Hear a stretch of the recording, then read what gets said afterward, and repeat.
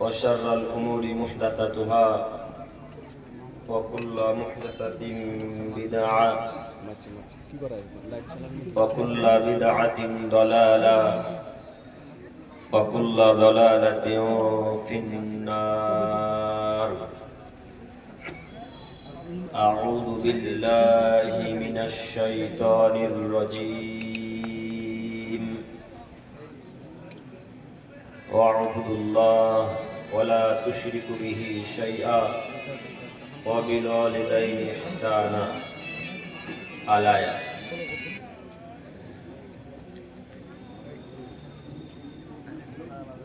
عن أنس بن مالك رضي الله تعالى عنه قال قال رسول الله صلى الله عليه وسلم لا يدخل الجنة من لا يأمن جاره بوائقه. رواه মুসলিম ওয়াল মিশকাত। প্রশংসা আল্লাহ সুবহানাহু ওয়া তাআলার জন্যই, শান্তি অবতীর্ণ হোক আল্লাহ রাসূলের উপর সাল্লাল্লাহু আলাইহি ওয়াসাল্লাম। সম্মানিত সভাপতি সাহেব ও ওলামায়ে কেরামগণ ও আমার সামনে বসে থাকা দিনী ভাই ও পর্দার আড়ালে মা ও বোনেরা, আজকে আমাদের এই দিনী সভায় ইসলামিক জালসায় আলোচ্য বিষয় হচ্ছে আমাদের অধিকার বা প্রতিবেশীর হক। এই হক বা অধিকার সম্পর্কে এক গুরুত্বপূর্ণ তথ্যবহুল বিবরণের চেষ্টা করব ইনশাআল্লাহ আজিজ। আমি আমার বক্তব্য শুরু করার প্রথমেই আপনাদের সাথে জরুরি কয়েকটি কথা বলতে চাচ্ছি। তার প্রথম জরুরি কথা হচ্ছে এই, আপনারা বর্তমান এখানে যত মানুষ বসে আছেন সকলেই এক বাক্যে উত্তরে বলবেন, এখন যে নীতিতে, যে হিসাবে, যে পরিস্থিতিতে বর্তমান বসে আছেন এখন, সকলেই বলেন তো দেখি এই বসাটা কি মুহাম্মদ সাল্লাল্লাহু আলাইহি সাল্লামের নীতিতে বসে আছেন? জি, কথা মনে হয় বুঝাতে পারলাম না। যেভাবে এখন বসে আছেন, এই জায়গাটা ফাঁকা, তারপর দুই চারজন, তারপরে ফাঁকা, পিছনে দাঁড়িয়ে আছেন ভাইয়েরা, তো এখন যেভাবে বসে আছেন এটা কি মুহাম্মদ সাল্লাল্লাহু আলাইহি সাল্লামের পদ্ধতিতে বসে আছেন না নিজের পদ্ধতি হিসেবে আছেন? নিজের পদ্ধতি হিসাবে। তো এটা কার মঞ্চ? হ্যাঁ, আজকে আমরা এখানে কিসের জন্য এসেছি? হাদিস কোরআন শোনার জন্য। তো বসাটাই যদি মুহাম্মদ সাল্লাল্লাহু আলাইহি সাল্লামের নীতিতে না হয়, তাহলে আপনি তার কথা অনুযায়ী হাদিস কোরআন মানতে পারবেন? জি, পারবেন না। আগে বসতে হবে তার পদ্ধতিতে, তার নীতিতে চলতে হবে, তাহলে আপনি হাদিস কোরআন মানতে হবে। আপনারা যিনারা দাঁড়িয়ে আছেন, আবার দাওয়াত দিব আমি দেখি, আর একবার দাওয়াত দিব। বসতে বলার কথা বললে ওইদিকে হাঁটতে শুরু করবে। এদের পায়ে যে কিসের স্প্রিং লাগা আছে তো আল্লাহই জানে। সামনে এসে বসা যায় না ভাই। এই ভাই রে, তোমাদেরকে বলছি, তোমরা যারা গেটের সম্মুখটাতে দাঁড়িয়ে আছো তোমাদেরকে বলছি, সামনে এসে বসা যায় না? এতক্ষণ মেলাতে মেয়েদের ধাক্কা মেরে এসে পেট শান্তি হয়নি, বোকা ছেলে এখন দাঁড়িয়ে থাকতে হবে? বিদ্যা বুদ্ধিতে একটু থাকা উচিত না? সব বিদ্যা করি আর বাজারে বিক্রি করে খেলে। সামনে বসুন, আমি আপনার দিনী ভাই, আপনারা আমি অনুরোধ করছি, আপনাকে আমি যে কোনো মূল্যে সামনে আসা দেখতে চাচ্ছি। আপনি এসে সামনে জায়গায় বসে পড়ুন। এক মাইকম্যান কই? মাইকম্যান সন্ধ্যা দিকেনি। মাইকম্যান ভাই, আপনি কোথায় আছেন? একটু আসুন। সাউন্ড আপনি কি বাড়াতে পারবেন? না না, উনি পারবেন। আপনি করবেন? জানার নেই তো। মাইকম্যান ভাই ফোন করেন তো মাইকম্যানকে। মাইকম্যান ভাই, আপনি যেখানে থাকুন না, যদি ঘুমিয়েও থাকেন তো একটু আসুন, এসে সাউন্ডটা ক্লিয়ার করে যান, একটু বাড়িয়ে যান। এক, দুই, আমি যতক্ষণ কথা বলবো আপনারা একটু আমার সাথে কথা বলবেন ইনশাআল্লাহ। ইনশাআল্লাহ। এ কথা সামনে রেখে আপনাদেরকে আবার আমি বলতে চাচ্ছি যে যতক্ষণ এখানে বসে থাকবেন ইনশাআল্লাহ কোরআন এবং হাদিস অনুযায়ী কথা চলবে, এটা আমি আশাবাদী। কথা বলতে গিয়ে যখন হক কথা চলে আসবে তখন হয়তো আমার সব কথা আপনার বিপক্ষে চলে যেতে পারে। যদি আমার সমস্ত কথা আপনার বিপক্ষে চলে যায় তাহলে আপনি এখান থেকে উঠে চলে যাবেন না তো ইনশাআল্লাহ? বসে থাকবো একটু, কথা তিতা লাগলে একটু বসবেন, কথা মিঠা লাগলে একটু বসবেন। উঠে গিয়ে এই জালসার এই সভার বিশৃঙ্খলা সৃষ্টি করবেন না ইনশাআল্লাহ। ইনশাআল্লাহ ইনশাআল্লাহ। আমি বলতে চাচ্ছিলাম আমাদের হক পাড়া প্রতিবেশীর অধিকার বা পাড়া প্রতিবেশীর সাথে ভালো আচরণ করা। আজ থেকে 1450 বছর পূর্বে মুহাম্মদ সাল্লাল্লাহু আলাইহি সাল্লাম যে সমস্ত পাপের কারণে জাহান্নামের কথা ঘোষণা করেছেন, আজ থেকে 1450 বছর পূর্বে মক্কার মরুভূমিতে যাদের কথা আল্লাহ বলেছে যারা মুমিন নয়, সেই সব মানুষের মধ্যে এক শ্রেণীর মানুষ যারা পাড়া প্রতিবেশীর সাথে ভালো আচরণ করে না। এরা মুমিন নয় যেমন, জান্নাতে যাবে না তেমন। সম্মানিত কোরিয়ালির মানুষ, হরিশ্চন্দ্রপুর ভালুকার মানুষ, আপনাদের প্রতি আমার জোরালো আবেদন এতটুকু যে পৃথিবীতে যদি 30 বছর জীবন যাপন করেন, পৃথিবীতে যদি 40 বছর জীবন যাপন করেন, এই 40 বছর জীবনীতে, 30 বছর জীবনীতে, 60 বছর জীবনীতে যে কোনো মূল্যে পাড়া প্রতিবেশীর সাথে ভালো আচরণ করা লাগবে। যদি পাড়া প্রতিবেশীর সাথে ভালো আচরণ করতে না পারেন তাহলে জান্নাত যাওয়া যাবে না যেমন, মুমিনও হওয়া যাবে না তেমন। অতএব মুমিন ব্যক্তি ছাড়া কেউ জান্নাতে যেতে পারে না।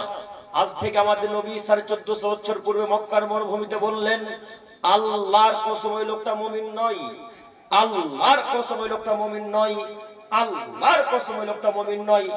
আল্লাহ নবী একটা কথাকে 3 বার বললেন। তাই আমরা মাঝে মাঝে রাসূলের সুন্নাত অনুযায়ী কোন কথাকে 2 বার অথবা 3 বার বলি, এটা রাসূলের সুন্নাহ।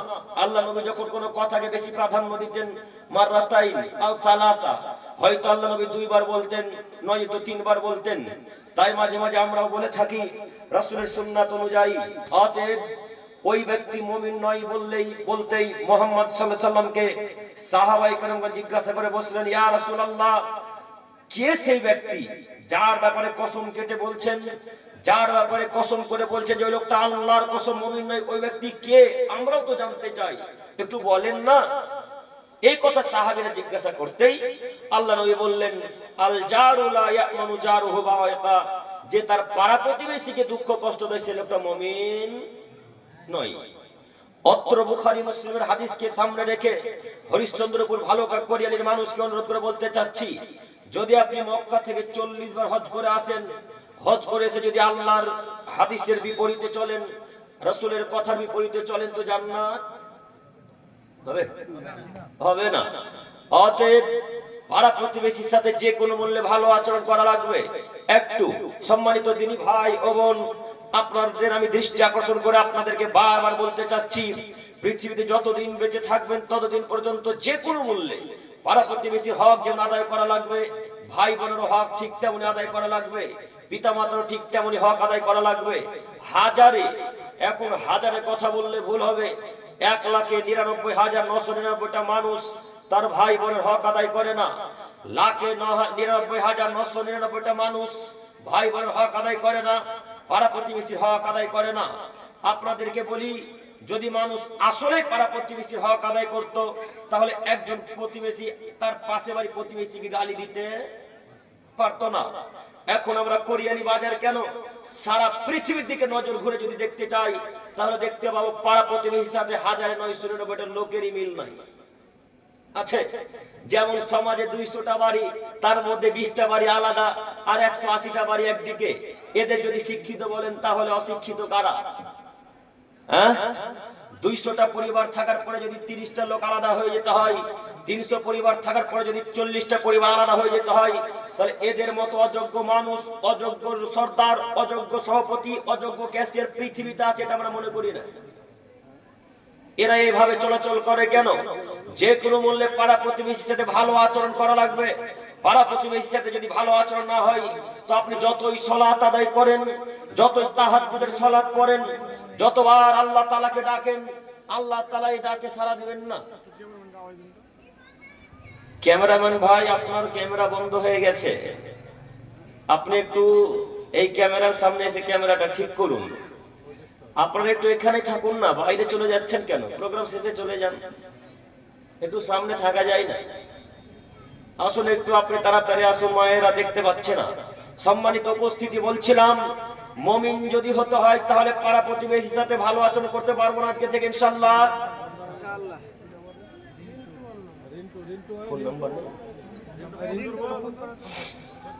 ফোন নম্বরে ফোন করেন।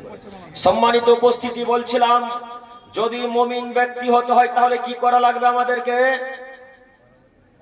পাড়া প্রতিবেশীর সাথে ভালো আচরণ করা লাগবে, ভাই বোনের সাথে ভালো আচরণ করা লাগবে। এখন ভাই বোনের সাথে কিভাবে আচরণ করবে, বোনি বা দাদার সাথে কিভাবে আচরণ করবে? কোরিয়ালিতে হাজারো মানুষ এরকম আছে যারা বোনের জমি এখন পর্যন্ত দখল করে আছে। নাই শুধু বোনের জমি কেন, মাদ্রাসার লোকও যে পাড়া প্রতিবেশী জমি দখল করে আছে, এই কথা এখন কে বলবে? এই কথা বলতে গেলে আব্দুল করিম খারাপ। সেই জন্য প্রথম বাক্যে বলেছিলাম কথা আপনার পক্ষেও যেতে পারে, কথা আপনার বিপক্ষেও যেতে পারে। ও কোরিয়ালির মানুষ, আপনাকে বলি, বোনের সাথে ভালো আচরণ না করলে মুমিন হওয়া যায় না, ভাইয়ের সাথে ভালো আচরণ না করলে মুমিন হওয়া যায় না। আপনার বাপের জমি যদি পান আপনি 1 বিঘা, বোন জমি পাবে 8 বিঘা। আপনি যদি পান 10 কাঠা, আপনার বোন জমি পাবে 5 কাঠা। না কথা ভুল হচ্ছে নাকি? কথা তো ঠিকই হচ্ছে মনে হচ্ছে। তো আপনাকে বলে, এই যুবক, এই যুবক ভাই, তোমাকে বলছি, তুমি দেখো তোমার দাদুর 4টে ছেলে মেয়ে। কয়টা? 4টে ছেলে মেয়ে, 2টা মেয়ে 2টা ছেলে। তো তোমার দাদুর মরা হলো আজকে 3 থেকে 4 বছর। তোমার বাপ এখন পর্যন্ত তোমার ফুপুদেরকে জমি বুঝিয়ে দেয়নি। কথা বুঝতে পারেননি মনে হয়।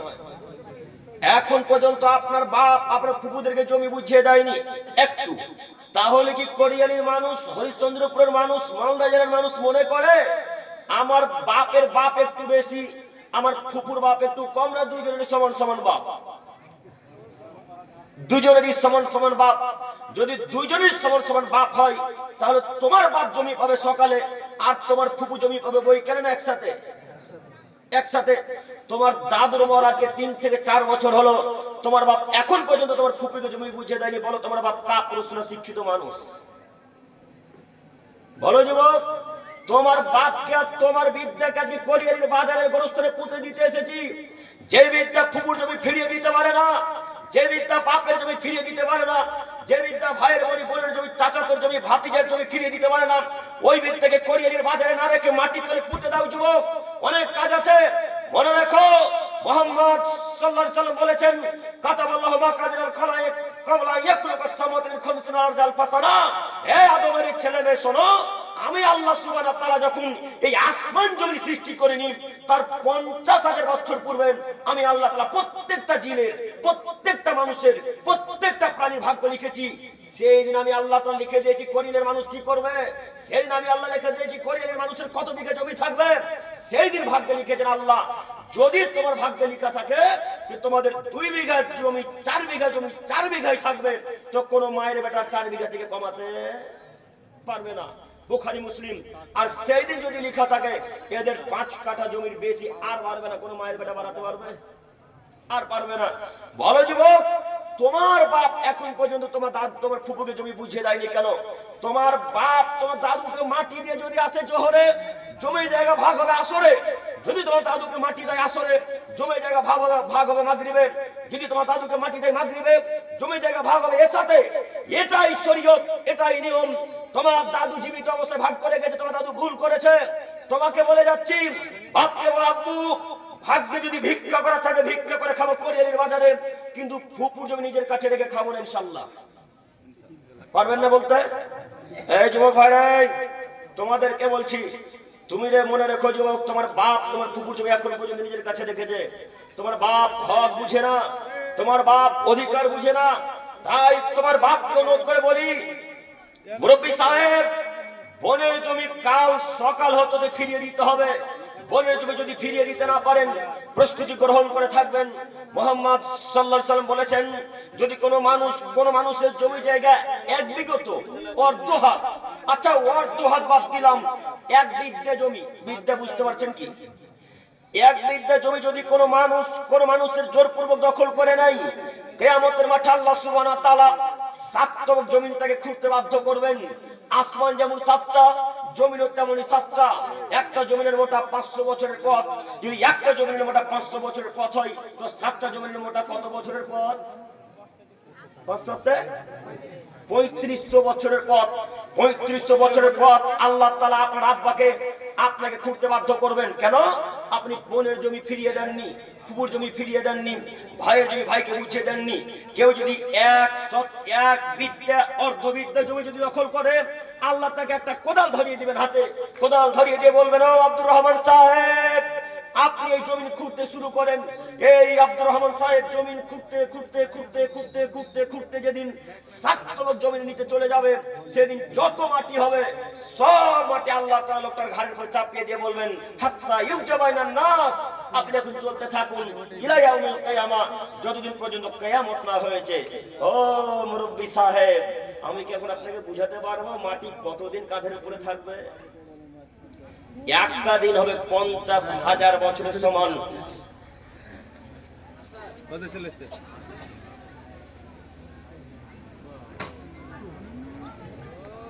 এইভাবে বারবার চেষ্টা করলে হয়।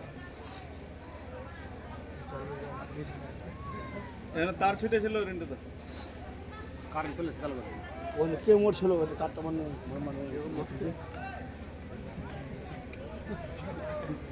আপনি চালু করে তারটা মানে খুশি হলো তার এখানটা ছিল ঠিক হয়ে গেছে কি? আচ্ছা আপনি বসে যান, এবার আপনি বসে যান ভাই। সম্মানিত উপস্থিতি, বলছিলাম একটা দিন যদি 50,000 বছরের সমান হয়, তো 2 দিন যদি আল্লাহ মাটি ঘাড়ের উপর রাখে, তো কত বছর মাটি ঘাড়ের উপরে থাকবে? কথা বুঝতে পারেন না? 50 বছর। একটা দিন যদি 50,000 বছরের সমান হয়, তো আল্লাহ যদি 2 দিন আপনার মাটি ঘাড়ের উপর রাখে, তো কত বছর মাটি ঘাড়ের উপর থাকবে? এটা হলো কথা। ঠিক 1 লক্ষ বছর যাবত মাটি আপনার ঘাড়ের উপরে থাকবে। ও মুরব্বি সাহেব, আপনি তো বনের জমি 3 কাঠা দখল করে আছেন, এখন কত বছর রাখতে হবে? এখন কতদিন মাটি ঘাড়ের উপরে থাকবে? বিদ্যা তো নাই এ কথা জানি, বুদ্ধিও কি নাই? পাড়া প্রতিবেশী দিকে কাউকে দেখানি যে বনের জমি বোনকে ঘুরিয়ে দিতে হয়, ফিরিয়ে দিতে হয়। বোন যতবার জমি করিয়ে নিতে চাইতে এসেছে, ততবার বলেছেন, যা তোর জমি জায়গাতে চলে যা, আর তুই আমার বাড়িতে দিহিতে উঠবি না। বোন তখন নিরুপায় হয়ে ভাইয়ের বাড়িতে থাকতে হবে। এদিকে স্বামী যদি মারে, তো এসে কার বাড়িতে আশ্রয় নেবে? ভাইয়ের বাড়িতে। তো বোন তখন নিরুপায় হয়ে বলছে, ভাইয়া এই 3 কাঠা জমি তোমার কাছে রেখে দাও, আমার সুবিধাতে তোমার কাছে আসতে হবে। নিরুপায় হয়ে তোমার মা আমাকে জমি দিয়েছে, বলো তোমার মামা অপরাধী নয়? সম্মানিত মুরব্বি সাহেব, আপনাকে বলতে চাচ্ছিলাম, অধিকার দেখাতে হবে। বোনকে জমি বুঝিয়ে দিতে না পারলে প্রস্তুতি গ্রহণ করে থাকুন। কিয়ামতের মাঠে আল্লাহ সুবহানাহু ওয়া তাআলা বোনের জমি আল্লাহ তাআলা বুঝিয়ে দিবেন বোনকে। সম্মানিত দিনী ভাই, 1 বিঘা জমির 1 বিঘা নেকি বুঝিয়ে দেওয়া লাগবে। 1 শতক জমির নেকি 1 শতক জমির নেকি কিয়ামতের মাঠে দিয়ে দেওয়া লাগবে। এর নাম কিয়ামতের মাঠ। সেদিন কোন মায়ের বেড়া রাজত্ব চলবে না। সেদিন আল্লাহ তাআলা বলবেন, লিমানিল মুলকুল ইয়াউম, এই পৃথিবীর রাজা তোমরা বলো, আজ রাজত্ব কার? আজকে ক্ষমতা কার? আজকে বাদশাহী কার? আজকে রাজত্ব কার? তখন যত প্রধানমন্ত্রী, যত রাষ্ট্রপতি, যত রাজা ধীরাজা, গ্রামের মানুষ, প্রধানমন্ত্রী সবাই এক বাক্যে উত্তর আল্লাহকে বলবে, আল্লাহ রাজত্ব আপনার, আল্লাহ ক্ষমতা আপনার, আল্লাহ রাজত্ব আপনার, আপনি আজকে যা করবেন তাই হবে। সেই দিন আল্লাহ তাআলা ক্ষমতা নিয়ে বসবেন। সেই দিন যারা জমি জায়গা জোরপূর্বক দখল করে আছে, এদের প্রত্যেকের কাছ থেকে নেকি নিয়ে, যে লোকটার যে মহিলাটার জমি চুরি করে আত্মসাৎ করেছে, একে নেকি বুঝিয়ে দিতে হবে। বলো যুবক, তোমার বাপ নেকি বুঝিয়ে দিতে পারবে? তোমার বাপ তোমাকে একটা নেকি দিবে না, তোমার ফুফুকে কিভাবে একটা নেকি বুঝিয়ে দেবে বলো? কিন্তু আল্লাহ তো এরকম বিচার করবে। আল্লাহ তো এইভাবে আমার আপনার মতো অসৎ বিচারক নন যে আল্লাহকে যদি 20,000 টাকা ঘুষ দিয়ে দেন তো বিচার উল্টা করে দেবে। আল্লাহ তার ঘুষখোর নয়। আল্লাহ তাআলা তো আর সুদ খায় না, ঘুষ খায় না। আপনাদের বিচারক ঘুষখোর হতে পারে, সুদখোর হতে পারে। বিচারককে যদি পিছন দিক দিয়ে 20,000 টাকা ধরিয়ে দেন তো বিচার উল্টা দিকে হয়ে যাবে, হবে না? দেখবেন হয় কিনা। আল্লাহ বলছেন ওয়ানাদাউল মাওয়াজিনাল কিসতা লিয়াউমিল কিয়ামা ফালা তুযলামু নাফসুন শাইয়্যা। পৃথিবীর মানুষ শোনো, আজ আমি আল্লাহ তাআলা তোমাদের প্রত্যেকের ন্যায় বিচার করব। আজ আমি আল্লাহ সুবহানাহু ওয়া তাআলা তোমাদের প্রত্যেকের উপর ন্যায় বিচার করব। কারো প্রতি এতটুকু অন্যায় অবিচার করব না, এটা আল্লাহ তাআলা বলছেন। তো আল্লাহ হক বিচারক। আল্লাহ কিয়ামতের মাঠে কেউ যদি এতটুকু দুনিয়াতে ভালো কর্ম করে তাও পেশ করবে, কেউ যদি এতটুকু খারাপ কর্ম করে তবু আল্লাহ পেশ করবে। এবার আপনাকে বলি, আল্লাহ হক বিচার করে, মানুষ হক বিচার করতে পারে না। যদি মানুষ হক বিচার করত তাহলে যারা বিচারক, যারা বিচার করে তারা তো ঘুষ খেত না। আপনাদের কোরিয়ালির বাজারে একটা শিক্ষিত, একটা দামি পরিবারের, খুব ধনী পরিবারের ছেলে একটা গরিব পরিবারের লোককে 2 থাপ্পড় মেরে দিয়েছে। তো 2 থাপ্পড় যখন লাগিয়ে দেওয়া, তখন এই গরিব ঘরের ছেলেটা বিচারকের কাছে বিচার চাইতে চলে গেছে। তো বিচার চাইতে যখন গিয়েছে তখন ইনাকে বলছে আমাকে অমুক ছেলে অমুকের বেটা মেরেছে, তো আপনি বিচার করে দেন। এর বাপ কিন্তু আগে 10,000 টাকা ধরিয়ে দিতে হবে। তখন বলছে কি বিচার করবি, শুধু কেস কাচারি করবি, যা বাড়ি চলে যা। এদিকে কিন্তু আগে মানলো চলে এসেছে। এই বিচার এখন প্রায় এলাকাতে ঘটে না, মনে হয় না ঘটে? প্রায় জায়গাতে যে আসল অপরাধী তাকে অপরাধী করা হয় না, যে নির্দোষ তাকে দোষী প্রমাণ করা হয়। কিন্তু আল্লাহ এরকম বিচার করবে না। সম্মানিত বিচারকগণ, আপনাদেরকে অনুরোধ করে বলি, বিচার করার পূর্বে শরীয়ত জানতে হয়। বিচার করার পূর্বে হাদিস কোরআনকে শিখতে হয়। হাদিস কোরআনে কি বলে সেটা মান্যতা দিতে হয়। যদি বিচার আল্লাহ এবং রাসূলের বিপরীতে চলে যায়, যদি বিচার আল্লাহ এবং রাসূলের বিপরীতে চলে যায়, তো ফলাফল জাহান্নাম। অতএব বিচারককে যে কোনো মূল্যে চিন্তা ভাবনা করে বিচার করতে হবে। সম্মানিত উপস্থিতি, সম্মানিত দিনী ভাই বোন, বলছিলাম যে কোনো মূল্যে পাড়া প্রতিবেশীর সাথে সদাচরণ, নম্র আচরণ করা লাগবে। ভাই বোনের সাথে ভালো আচরণ করতে হবে। কিন্তু দুঃখের বিষয় হলো এই যে আমরা অধিকাংশ মানুষ বোনের জমি বোনকে বুঝিয়ে দিতে পারলাম না। আপনার বোনের জমি এখন পর্যন্ত বুঝিয়ে দিয়েছেন। এই কোরিয়ালির বাজারের মানুষ কে কে বুঝিয়ে দিয়েছে? হাত তুলেন তো। তুলবেন না? সবাই দিয়েছেন না?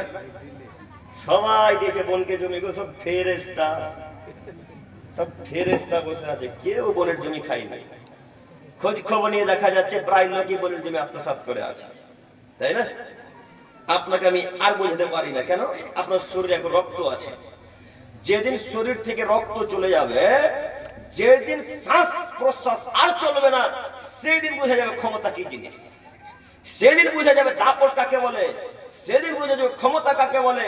এখন আপনাকে বুঝাতে পারবো না, কেন আপনার এখন পার্টির জোর আছে, ক্ষমতা আছে, রক্তের জোর আছে, বংশের জোর আছে, দলীয় দাপট আছে, তাই আপনাকে বোঝাতে সম্ভব নয়। তবে মনে রাখেন, যেদিন এহকাল ছেলে পরকালে চলে যাবেন, সেই দিন বোঝা যাবে ক্ষমতা কি জিনিস। তার আগে বোঝানো সম্ভব নয়। সম্মানিত মুরব্বী সাহেব, বলছিলাম আজকে এই মঞ্চে তওবা করে উঠবো যে আল্লাহ, কাল সকাল হতে হতে বোনের জমি ফিরিয়ে দেবো ইনশাআল্লাহ। পারবো না? না, পারবে না। গড়িয়ারি ভালো রোডের পাশে জমি আছে, কিভাবে ফিরিয়ে দিবে এখন? ওই জমির দাম এখন 3 লক্ষ টাকা। এখন 3 লক্ষ টাকা বোনকে দিবে ফিরিয়ে? 20 লক্ষ টাকা শতক না? তো 20 লক্ষ টাকা শতক বোন কেমন এখন ফিরিয়ে দিবে? এত ইমানদার মানুষ আছে এলাকায়, এ তো দিবে না। বোনকে বুঝিয়ে বাঁচে বলে 10,000 টাকা লেগে ছেড়ে দেয়। এটা বিচার হলো? এটা তো বিচার হলো না। তো তোমার বাপ্পাটাকে যে শতদিন বলেছি যে ফুপুর টাকার পর যদি এত লোভ থাকে, বাপ্পাটা ভালো কাটতে ভিক্ষা করিও। তোমরা বাপ্পাটা কথা বুঝো না? তোমাদের বাপ্পাটাকে বলেছি যদি ভালো কাটতে ভিক্ষা করতে লজ্জা লাগে তো মালদা স্টেশন চলে যাও। বেটা, মালদা স্টেশন যদি ভিক্ষা করতে লজ্জা লাগে তো শিয়ালদা চলে যাও। শিয়ালদাতে হাজার হাজার মানুষ, ভারতবর্ষের সব থেকে বড় স্টেশন জনসংখ্যার দিক দিয়ে, মানুষের দিক দিয়ে। সেই স্টেশনের নাম কি? শিয়ালদা। এত বড় শিয়ালদাতে যত লোক আটে ভারতবর্ষের কোন জায়গাটা তো লোক একসাথে আটে না। ওইখানে ভিক্ষা করতে বসো, হাজার হাজার লোক টাকা দিবেন। ওইখানে ভিক্ষা করে করে করে করে করে করে করে করে করে যেদিন 20 লক্ষ টাকা হবে, সেদিন বাপ বেটা কলকাতা থেকে এসে কোরিয়ালি বাজারে কোনো জায়গায় জমি কিনে তারপরে বাড়ি ঢুকিও। ফুপুর জমি নিজের কাছে রেখো না। ভিক্ষা করে জমি কিনে বেটা বাঁচার পথ আছে কিয়ামতের মাঠে, কিন্তু ফুপুর জমি নিজের কাছে রেখে বাঁচার পথ নেই। দেখি কোন মায়ের বেটা বলেছে ফুপুর জমি নিজের কাছে রেখে জান্নাত যাবে, অসম্ভব, কখনো নয়। এই লোকটা যদি মক্কা কাবা শরীফে গিয়ে ভিক্ষা চাই, এর পাপ ক্ষমা হবে না। এই লোকটা কাবার গিলাফ ধরে যদি ভিক্ষা চাই, এর পাপ ক্ষমা হবে না। পাপ দুই ভাগে বিভক্ত, এক আল্লাহর সাথে জড়িত পাপ, দুই মানুষের সাথে জড়িত পাপ। মানুষের সাথে জড়িত যেগুলো পাপ, ওইগুলো আল্লাহ ক্ষমা করবে না। এখন বোনের জমি দখল করেছেন, কিভাবে আল্লাহ ক্ষমা করবে? এ কথা আপনাকে আমি কি দিয়ে বুঝাই? সম্মানিত মুরব্বী সাহেব বলছিলাম, আপনাদের গ্রামের এলাকার মানুষের অবস্থা যেমন, ঠিক আপনাদের মেম্বারের অবস্থা ঠিক তেমন। আপনাদের মেম্বারের অবস্থা যেমন, তেমন ডিলারের অবস্থা ঠিক তেমন। কেউ হক আদায় করতে জানে না, কেউ ন্যায় বিচার করতে জানে না। ওইদিকে মমতা খালা ওই নবান্নতে বলেছে, কোরিয়ালির বাজারে যত মানুষ আছে প্রত্যেকটা লোক মাথা পিছু 4 কিলো 5 কিলো করে গম দিতে হবে। এখন ডিলার স্যার 3 কিলো করে গম দেয়। হ্যাঁ, কথা মিলে না মনে হয়, কথা মিলছে? নবান্নতে মমতা খালা বলল যে প্রত্যেকটা কোরিয়ালির মানুষের মাথা পিছু 5 কিলো করে চাল দিবে। এখন ডিলার সাহেব এসে দিয়েছে 3.5 কিলো 4 কিলো করে চাল, 1 কিলো চাল তার বাড়িতে। এটা মনে হয় ন্যায় বিচার নাকি? এটা ন্যায় বিচার নয় তো? আমরা তো এটাই ভেবেছি ন্যায় বিচার। নইলে মানুষ মুখ খোলে না কেন? নইলে মানুষ প্রতিবাদ করে না কেন? মানুষ আর কতদিন চুপ থাকবে? একটু এই ডিলার সাহেব ওই মানুষের চাল মেরে খেয়ে হজ করতে চলে গেছে মক্কায়। এ ভাই রে, এদিকে দেখেন, কোথায় হজ করতে গেছে? মক্কায়। হজ কিন্তু এখন 2 জায়গায় হয়, জানেন না? একটা হজ হয় মক্কায়, আর যাদের টাকা পয়সা নেই তারা হজ করতে যাবে ফুরফুরা শরীফে, মুরগি নিয়ে হজ হয়ে যাবে। হবে না? শ্রোতারা যে বলছে সুবহানাল্লাহ, তো হজ হলো কেন? কিভাবে হলো? বক্তা আপনার বলছে, আপনার বক্তা এইভাবে আমাদের মতো চেয়ারে বসে বলছে, যাদের টাকা আছে পৃথিবীর মানুষ 24 পরগনায় তারা হজ করতে যাবে মক্কায়, যাদের টাকা পয়সা কম আছে তারা হজ করতে যাবে ফুরফুরাতে মুরগি নিয়ে। হজের মতো নাকি পাবে? তখন আমিও বললাম যে ফুরফুরাতে হজের মতো নিয়ে কি হয়? এটা তো চূড়ান্ত মিথ্যা কথা। ফুরফুরাতে গেলে জাহান্নামে টিকিট মিলে, কথা সত্য কথা। কথা বুঝতে পারলেন না মনে হয়? ফুরফুরাতে কোন মারে বেটা বললো হজ হবে? অসম্ভব, কখনো হয়। আজ থেকে পৃথিবীর 50,000 বছর পর যদি সারা পৃথিবীর মানুষ মিলে মক্কার চাইতে একটা ভালো দামি কাবাঘর তৈরি করে, আর ওই কাবাঘর যদি সারা পৃথিবীর মানুষ হজ করতে যায়, তবু এদের হজ আর হবে না। কেন? হজ একজনের কথাতে হয়, তার নাম মুহাম্মদ সাল্লাল্লাহু আলাইহি ওয়াসাল্লাম। তিনি বলেছেন হজ যদি কেউ করতে এখানে আসা লাগবে, মক্কাতে যাওয়া লাগবে, অতএব হজ ওখানেই করতে হবে। সম্মানিত মুরব্বী সাহেব, এই আপনাদের মেম্বার সাহেব আর ডিলার সাহেব মানুষের চাল ডাল টাকা পয়সা মেরে হজ করতে চলে গেছে মক্কাতে।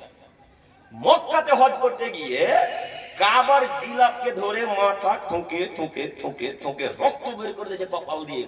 রক্ত বের করে দিয়ে এক পর্যায়ে এবার আল্লাহকে বলতে শুরু করেছে, আল্লাহ তুমি বড় দয়াবান, তুমি বড় ক্ষমাবান, তুমি বড় রহমান, তুমি বড় খালিক, তোমার আমরা ভিক্ষা চাইছি। তুমি তো ক্ষমার সাগর, দয়ার আধার, তুমি আমাদেরকে ক্ষমা করতে পারো। অতএব আসারি কাবার গিলাফে তোমার কাছে ভিক্ষা চাইছি। আল্লাহ তুমি আমার পাপ ক্ষমা করো। আল্লাহ আমি কোরিয়ালির মানুষের চাল মেরে খেয়েছি, তুমি ক্ষমা করো। আল্লাহ আমি কোরিয়ালির মানুষের রাস্তা টাকা মেরে খেয়েছি, তুমি ক্ষমা করো। এইভাবে ওই মেম্বার আর ডিলার সে ভিক্ষা চাইছে আল্লাহর কাছে। তখন আল্লাহ তাআলা এক পর্যায়ে বলবেন, ও মেম্বার সাহেব, ও ডিলার সাহেব, চাল যে আমার নয় গো, চাল যে কোরিয়ালির মানুষের।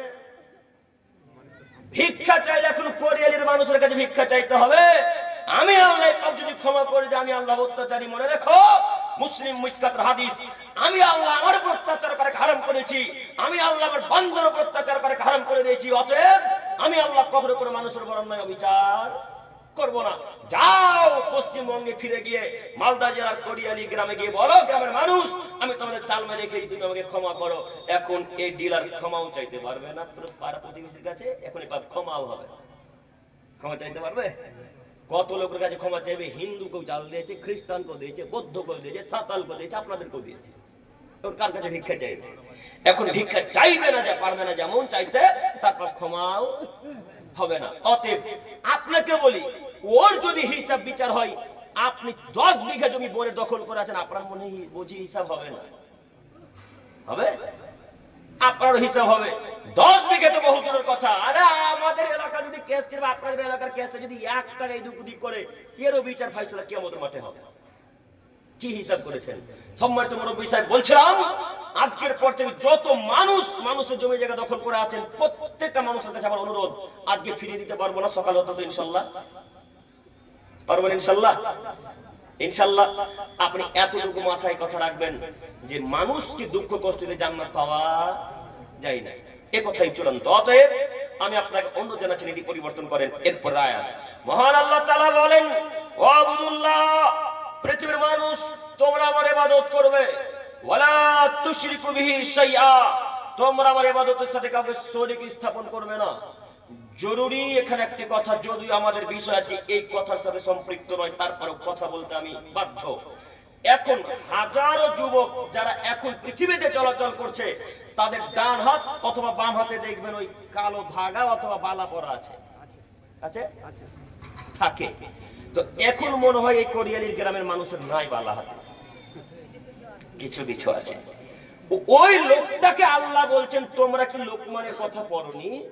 তোমরা কি লোকমানের কথা জানো না? লোকমান কি বললো? তার ছেলেকে বললো, ইয়া বুনাইয়া, হে আমার আদরের সন্তান, লা তুশরিক বিল্লাহ, তুমি আল্লাহর সাথে কাউকে জড়াইও না বেটা, ইন্নাশ শিরকা লাযুলমুন আযীম, নিশ্চয় শিরক পৃথিবীর সবথেকে বড় অপরাধ। এই কথা কে কাকে বলছে বলেন তো? বাপ ছেলেকে বলছে। লোকমান তার ছেলেকে বলছে, আব্বু কোশ্চিন কেন পৃথিবীতে যতদিন তুই বেঁচে থাকবে ততদিন পর্যন্ত আল্লাহর সাথে কাউকে শরীক স্থাপন করো না বেটা। এটা আল্লাহ তাআলার কথা, তিনি লোকমান হাকিমে বলছেন। তো লোকমানের কথা আল্লাহ এত পছন্দ করলেন, লোকমানের কথা আল্লাহ এত পছন্দ করলেন, এই যে কোরআন মাজিদ, এই কোরআন মাজিদের মধ্যে আল্লাহ তো লোকমানের কথাকে পেশ করে দিয়ে সারা পৃথিবীর মানুষকে বাধ্য করলেন বলতে, হে পৃথিবীর মানুষ, লোকমান যে কথা তার ছেলেকে বলেছিল তোমরাও বলো। লোকমান বলতে পারে বেটা শিরিক করো না, লোকমান বলতে পারে বেটা মাথায় চাদর দিও না, লোকমান বলতে পারে বেটা হাতে তাবিজ দিও না, এ কথা লোকমান বলতে পারে। আপনি বলতে পারেন না? লোকমানও বাপ, আপনিও বাপ। লোকমান কোন নবী নন। শেখ লোকমান নবী ছিল? লোকমান নবী নয়। লোকমান একজন সাধারণ মানুষ, তবে খুব জ্ঞানী মানুষ, খুব দামি মানুষ, খুব পরহেজগার মানুষ। তাই তার কথাকে আল্লাহ কোরআন মাজিদের মধ্যে পেশ করলেন। সম্মানিত দিনী ভাই, সম্মানিত মুরব্বী সাহেব, লোকমান তার ছেলেকে শিরকের ব্যাপারে বাধা দিচ্ছে, আপনার বাধা দেওয়া উচিত। বলতে পারলেন না বেটা হাতে বালা দিয়েছো, দাঁত ভেঙে দেবো একেবারে, এই কথা বলতে পারলেন না? আপনি বাপ, আপনি কাপুরুষ বাপ। আপনার মতো বাপকে আমরা বাপ মনে করি না। যেই বাপের সামনে ছেলে হাতে মালা পরে থাকে, যেই বাপের সামনে ছেলে গলাতে মালা দিয়ে থাকে, যেই বাপের সামনে ছেলে পায়ে কালো ধাগা পরে থাকে, হাতে তাবিজ পরে থাকে, এরকম বাপকে আমরা বাপ বলি না। এরা কাপুরুষ বাপ, এরা কাপুরুষ বাপ, এরা কাপুরুষ বাপ। বাপ হলে ক্ষমতা, বাপ মানে ক্ষমতা। ক্ষমতা কি জিনিস? চোখ যেদিকে ঘুরবে, বউ বাচ্চা সেদিকে ঘুরবে, তার নাম ক্ষমতা। চোখ বলবে এই বেটা হাত থেকে বালা খোল, সঙ্গে সঙ্গে বেটা হাত থেকে বালা খোলবে, তার নাম ক্ষমতা, তার নাম পুরুষ। এখন যত যুবকের হাতে বালা আছে, এদের বাপেরা কি কেউ পুরুষ নন? সব কি কাপুরুষ? কেন হাতে বালা আছে? বালা থাকবে কেন? মুসলমান পরিবারে জন্মগ্রহণ করার পর হাতে বালা থাকবে মানে? আমরা তো হিসাব করতে পারলাম না। সম্মানিত মুরব্বী সাহেব, বলছিলাম আল্লাহ বললেন, ওয়ালা তুশরিকু বিহি শাইআ, আমার ইবাদতের সাথে কাউকে জড়ায়ও না।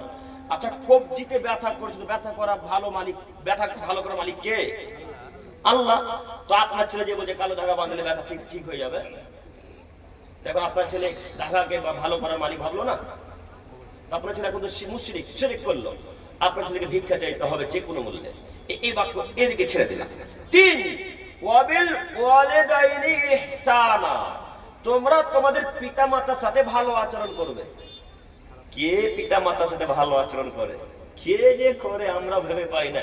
এরা তো বউয়ের কথায় উঠে, বউয়ের কথায় বসে, যাকে কোরিয়ালির ভাষাতে ভাঁড়োয়া বলে। হ্যাঁ, কি বলে? এই কথায় কই কিষানগঞ্জ গোপালপুকুর থানাতে বলাতে আমার সাথে ঝগড়া, আর মেলার বিরুদ্ধে কথা বলাতে আমার সাথে ঝামেলা। দেখেছেন, খুব ভাইরাল না? যেখানে যাচ্ছি মেলার বিরুদ্ধে কথা বলতে হবে। সবাই কি হয়েছিল ভাই, কি হয়েছিল ভাই, কি হয়েছিল, সব জায়গাতে যেখানে। এই দুইটি জিনিস নিয়ে শুধু ঝামেলা। আমি বলেছি মেলা বসা হারাম, নারী পুরুষ একসাথে ঘুরে। তখন বলেছে, আপনি কি দেখেছেন মহিলারা তার ছেলেরা গার্লফ্রেন্ডের হাত ধরে ঘুরেছে? এখন ধরা দেখতে হবে। তার মানে উনি বলতে চাচ্ছে হাত ছেড়ে ঘোরা যায়। তাই না? ওনার একটা বক্তব্য। তো বক্তব্য দিয়ে যখন নেমে যাচ্ছি ওনার রাগে নেই, এটাই কারণ ওইখানকার লোকেরা বলছে ওর বেটি আর ওর বহু মেলাতে ঘুরছিল, তাই এত রাগ। ওই যে বলেছি যত মহিলারা বাজারে ঘুরছিল কি সব কাপুরুষের মেয়ে, সব কি হিজড়াদের মেয়ে, এই কথা যখন বলে তখন ওর রাগ ধরে গেছে যে আমারও তো বেটি আছে মেলাতে, কথা বুঝেননি, আমারও তো মেয়ে আছে, তাই তার রাগ। তখন বলছে কে বললো মেলা দেওয়া যায় হারাম, মেলা দেওয়া যায়? তো এই কথাটা আমি বলছি যে এরা তো মায়ের সাথে ভালো আচরণ করে না। বউ বলেছে তুমি যদি মাকে 10,000 টাকা দিয়েছি তোমাকে তালাক দেবো। আগে মহিলাদেরকে তালাকের ভয় দেখাতো ছেলেরা, এখন মেয়েরা ভয় দেখায়। কেন বলেন তো? বউ যে সুন্দরী, যদি তালাক দিয়ে দেয় কি যে হয়, আর পাবো না এরকম বউ। তো যুবক তোমাকে বলি, বউ তো 1000 পাওয়া যায়, মা পাওয়া যাবে? মা তো পাওয়া যায় না। তো মায়ের সাথে খারাপ আচরণ কি হিসাবে আপনি করলেন? আপনাকে আমি শতদিন বলেছি মা যে কথাই বলবে সে কথাই মান্যতা দিতে হবে, একটুকু এদিক ওদিক হওয়া যাবে না, তার নাম মা। এই হলো মা। মায়ের কথা অবাধ্য চলে জান্নাত কিনা যাই না। আপনাকে আমি বলি একটা কথা, আপনি যত টাকা উপার্জন করছেন সব টাকা কি স্ত্রীর অ্যাকাউন্টে দিতে হবে না মার অ্যাকাউন্টে দেওয়া লাগবে? মাকেও দেওয়া লাগবে। তো এরা তো শিক্ষিত ছেলে, যত টাকা উপার্জন করছে সব টাকা স্ত্রীর অ্যাকাউন্টে দিচ্ছে, মায়ের অ্যাকাউন্টে দেয় না। কেন? মায়ের অ্যাকাউন্টে টাকা দিলে মা তখন ভাগ্নিকে দিয়ে দিচ্ছে, তাই না? দিচ্ছে বোনকে, এটাও যে স্বাভাবিক, এটাও যে সত্য, মিলে যাচ্ছে কথা। তো এই ছেলেটা তো শিক্ষিত, এই ছেলেটা বাইরে কাজ করে বা চাকরি করে, তখন যত টাকা মাসের মাস ইনকাম করে সব ওয়াইফের টাকা অ্যাকাউন্টে ছাড়ে, সব স্ত্রীর অ্যাকাউন্টে টাকা ছাড়ে। এই ছেলেটা 8 মাস 9 মাস 1 বছর যাবত বাইরে থাকে, কেরালা দিল্লি মুম্বাই থাকে, মাসের মাস টাকা পাঠায়, যখন স্যালারি পায় টাকা দিয়ে দেয়, এই স্ত্রীর অ্যাকাউন্টে ঢুকে। এই ছেলেটা যখন 7-8 মাস 1 বছর পর বাড়ি এসে দেখছে স্ত্রীও না, এখন টাকাও না, অন্য জনের হাত ধরে পালিয়ে গেছে। এখন টাকা গেল, লস হলো না লাভ হলো? মায়ের অ্যাকাউন্টে যদি দিতে তো তুমি সাদকার নেকিটা পেতে। তোমার বোন মাকে তোমার মতো বোনদেরকে দিয়ে দিচ্ছে, তুমি সাদকার নেকি পাচ্ছ, তাই না স্যার? সাদকায় জারিয়া হচ্ছে। তো তোমার এখন সবই গেল, এও কুলো গেল, ওই কুলো গেল, বউ গেল, টাকাও গেল। তো তোমার মাথা তো গোবর আছে, তোমাকে আমি আগে থেকেই চিনি। তুমি এমএ পাস ছাত্র, এমনিতেই বলেছি তুমি এমএ পাস ছাত্র, তোমার মাথায় মগজে সব গোবর ভরা আছে। তোমার মাথায় যদি মগজ থাকতো তাহলে তুমি স্ত্রীর অ্যাকাউন্টে টাকা দিতে না, নিজের অ্যাকাউন্ট নাই আছে তো? মায়ের প্রতি যদি এত ভরসা না থাকে তো নিজের অ্যাকাউন্টে রাখেন না, কে নিষেধ করলো? ওর অ্যাকাউন্টে টাকা কেন? সম্মানিত তিনি ভাই, আপনাকে আমি অনুরোধ জানাচ্ছি স্ত্রীর অ্যাকাউন্টে এত বড় টাকা দেওয়া ঠিক নয়, নইলে আপনার মুখের আত্মীয় আর একজনের সাথে চলে যাবে, এটাই দুনিয়া, এরই নাম দুনিয়া। অতএব আপনাকে বলি মায়েদেরকে টাকা দিতে হবে না একথা বলছি না, স্ত্রীদেরকে টাকা দিতেই হবে না একথা বলছি না, স্ত্রীকে টাকাও দিতে হবে, তার সাথে ভালো আচরণ করা লাগবে। যতটুকু প্রয়োজন ততটুকু দেন, যদি প্রয়োজনে বেশি টাকা দেন তো ও তো বেশি টাকা খরচ করে আপনার সব সংসারটাকে নষ্ট করে ফেলবে। ওরা পালন করতে পারে না, টাকা কন্ট্রোল করতে পারে না, নিয়ন্ত্রণ করতে পারে না। বেশি টাকা যখন হাতে চলে আসে তখন ভেবে নাই যে অমুক শাড়ি কিনবো, অমুক জামা কিনবো, অমুক পায়জামা কিনবো, তখন এটা তাদের মাথাতে কাজ করে। অতএব যতটুকু প্রয়োজন ততটুকু টাকা দেন। সম্মানিত মুরব্বী সাহেব, বলছিলাম যে কোনো মূল্যে মায়ের সাথে ভালো আচরণ করেন। বউর কথা মান্যতা দিতে হবে, মায়ের কথা মান্যতা দিতে হবে। মায়ের জায়গা মা, বউয়ের জায়গায় বউ, মনে থাকবেন ইনশাআল্লাহ। দুজনকে কন্ট্রোল নিয়ন্ত্রণ করা লাগবে, এরই নাম পুরুষ। আর যে পুরুষ মাকে গালি দিয়ে বউয়ের সাথে থাকলো সে কি পুরুষ না কাপুরুষ? সে তো কাপুরুষ। অতএব কোরিয়ালির মানুষের কাছে আমার অনুরোধ যে কোনো বলে দুজনকে নিয়ন্ত্রণ করবে ইনশাআল্লাহ আজকে থেকে, ইনশাআল্লাহ ইনশাআল্লাহ। এরপরে আল্লাহ তাআলা বললেন অবিদিল কুরবা, নিকট প্রতিবেশীর সাথে ভালো আচরণ করবে। এই বাক্যটা বলার জন্য এতক্ষণ থেকে আয়াতটা পেশ করছি। আল্লাহ তাআলা বলে পৃথিবীর মানুষ তোমাদের যারা নিকটের প্রতিবেশী তাদের সাথে ভালো আচরণ করবে। নিকট প্রতিবেশী বলতে ভাই, নিকট প্রতিবেশী বলতে বোন, নিকট প্রতিবেশী বলতে চাচা, নিকট প্রতিবেশী বলতে খালা, মামা, নানা, নানি, এরাই সব থেকে নিকটের প্রতিবেশী। তারপরে গ্রাম্য এলাকার মানুষ। নিকট প্রতিবেশীর সাথে সম্পর্ক রাখা যত কঠিন, বাইরের লোকের সাথে সম্পর্ক রাখা তার চেয়ে আরো সহজ। নিজের প্রতিবেশী, নিজের ভাই বোনের সাথে সম্পর্ক রাখা যায় না, কিন্তু বন্ধুর সাথে সম্পর্ক ঠিকই করে আছে, নেই? নিজের ভাইয়ের সাথে সম্পর্ক রাখা অতীব কঠিন, খুব জটিল, টাফ বিষয়, কিন্তু আপনার বাড়ি থেকে 10টা বাড়ি পরে ওই লোকটার সাথে সম্পর্ক ঠিকই আছে।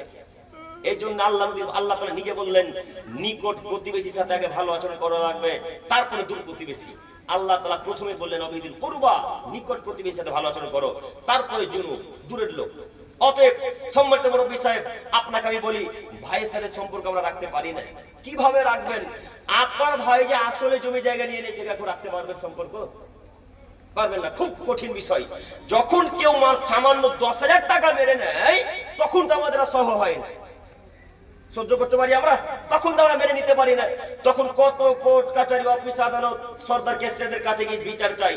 তো আপনার ভাই আপনার জমি জায়গা আসলেই দখল করেছে 2 বিঘা, এখন এই লোকটা জমি দিচ্ছে না, বা আপনাকে 2-3 থাপ্পড় মেরে দিয়েছে খুব জোরে। তো যেমনই 2-3 থাপ্পড় মারা, আপনি চলে গেছেন সরদারের কাছে। বিরক্ত লাগছে? একটু আমার দিকে চেয়ে থাকেন, গল্প করলে আমি কিন্তু শেষ করে দেবো। একটু আমার দিকে তাকান। আপনার বড় ভাই বা ছোট ভাই খুব ধনী মানুষ, টাকা আছে, আল্লাহ দিয়েছে অগাধ টাকা, তো আপনাকে 2-3 থাপ্পড় লাগিয়ে দিয়েছে। 2-3 থাপ্পড় যেমনই লাগিয়ে দেওয়া, সঙ্গে সঙ্গে আপনি সরদারের কাছে বিচার চাইতে চলে গেছেন। তো বিচার চাইতে গেছেন যখন, তখন সরদার বলছেন, ভাই ভাই সম্পর্ক মিটমাট করে নে, ছাড়, বাদ দে, যা চলে যাবে, ভাই ভাই মিলে যায়। আপনার কিন্তু এ কথা সহ্য হলো না, যে না আমার ভাই মারলাম, কিভাবে মানে? গ্রামে 10টা লোক মার খেতে আমাকে দেখেছে, আমার একটা স্ট্যাটাস আছে, একটা আমার অহংকার আছে, এটা আপনি মেনে নিতে পারছেন না। তখন উনি যখন আপনার কথাকে অমান্য করে দিল, তখন আপনি চলে গেলেন এমএলএ এমপির কাছে। এমএলএ বলল, যা ভাই ভাই বিচার করছিস কেন রে, যা মেনে নে না। তো আপনি তো ধৈর্য নেই, আপনার ধৈর্যশীল আপনি নন। যখন এমপি আপনার কথাকে নাকচ করে দিল, তখন আল্লাহকে এসে বলছেন, আল্লাহ আমার ভাই আমাকে 2-3 থাপ্পড় মেরেছে, আমি তোমার উপর ধৈর্য ধারণ করলাম। এটা ধৈর্য হলো? আপনি বিচার করতে গেলেন, বিচার পেলেন না, এমপির কাছে বিচার চাইতে গেলেন, বিচার পেলেন না, যখন কেউ বিচার করে দিল না, তখন আল্লাহকে বলেন, আল্লাহ তোমার উপর ধৈর্য ধারণ করলাম। এটা ধৈর্য হলো? এটা ধৈর্য নয়। যখন আপনার ভাই জমি দখল করে নিল, বা যখন আপনার ভাই আপনার গালে 2-3 থাপ্পড় মারলো, সঙ্গে সঙ্গে সুন্দর করে ওযু করেন, সুন্দর করে ওযু করে রবের দরবারে 2 রাকাত সালাত আদায় করে আল্লাহকে বলেন, আল্লাহ তোমার দরবারে বিচার ছেড়ে দিলাম, তোমার উপর ভরসা করলাম, তাওয়াক্কালতু আল্লাহ, তোমার উপর ভরসাকারী আমি, তুমি এর বিচার করিও। আল্লাহর উপর এইভাবে যদি ভরসা করে থাকতেন, এর বিচার আল্লাহ একদিন একদিন করবে, এই করবে ইনশাআল্লাহ। সবার দরবারে ঘুরে ঘুরে যখন বিচার হলো না, তখন বলে, আল্লাহ তোমার উপর ধৈর্য ধারণ করলাম। এর নাম ধৈর্য নয়। অতএব ধৈর্য ফার্স্ট চান্সে করা লাগবে, তাহলে আল্লাহর পক্ষ থেকে সহযোগিতা আসবে ইনশাআল্লাহ। সম্মানিত মুরব্বী সাহেব, আপনাকে আমি এরপরেও বলি, ভাই জমি জায়গা নিবে কোথায়, চূড়ান্ত কথাই ঠিক। কেন? আপনার ভাই শিক্ষিত মানুষ নয়, তাই বলে আপনি কেস করবেন এখন? কেস করলে এই নেকিটা পরকাল আর মিলবে না। কথা আমি বোঝাতে পারি? আচ্ছা, আপনাকে আমি আজকে গালি দিলাম, তো আপনি আমাকে গালি দিয়ে বসলেন, তো আপনি আর নেকিটা আমার কাছে পাবেন কি আমাদের মাঠে? কি আর তো পাবেন না। যদি আমার গালিটা খেয়ে আপনি চুপ থেকে যেতেন, তাহলে পরকালে নেকিটা পেতেন। তো হিসাবটা ঠিক এইরকমই। অতএব যে কোনো মূল্যে ভাইয়ের প্রতি ওইভাবে থেকে আল্লাহ ধরে ভাইয়ের সাথে সম্পর্ক রাখতে হবে। এরপরেও এটা আল্লাহর বাণী, এই কথা মুহাম্মদ সাল্লাল্লাহু আলাইহি ওয়াসাল্লাম বলেন। অতএব যে কোনো মূল্যে আমি আমার এলাকার মানুষকে, এই গ্রামের মানুষকে অনুরোধ করে বলতে চাচ্ছি, যে কোনো মূল্যে আমরা পাড়া প্রতিবেশীর সাথে ভালো আচরণ করবই, এই কথা ঠিক যেমন, তেমন ভাই বোনের সাথেও ভালো আচরণ করবো ইনশাআল্লাহ। সাথে সাথে আরো একটি কথা, যদি মাদ্রাসা বা মসজিদের কোন এমন জায়গা থাকে যে আপনার জোরপূর্বক দখল করে আছেন, বা যারা দান করেছে এখন দিতে চাইছে না, এদেরকে ফিরিয়ে দিতে হবে। বুঝতে পারেননি কথা? ভাই কথা বুঝতে পারেন না? মনে করেন যে কেউ দখল করে আছে মসজিদের জায়গা হিসেবে বা গোরস্থানের জায়গা হিসেবে, এরা এখন দিতে চাইছে না, এখন কি করা লাগবে? এখন ফিরিয়ে দিতে হবে যে কোনো মূল্যে। এই কথা মাথায় রাখবেন।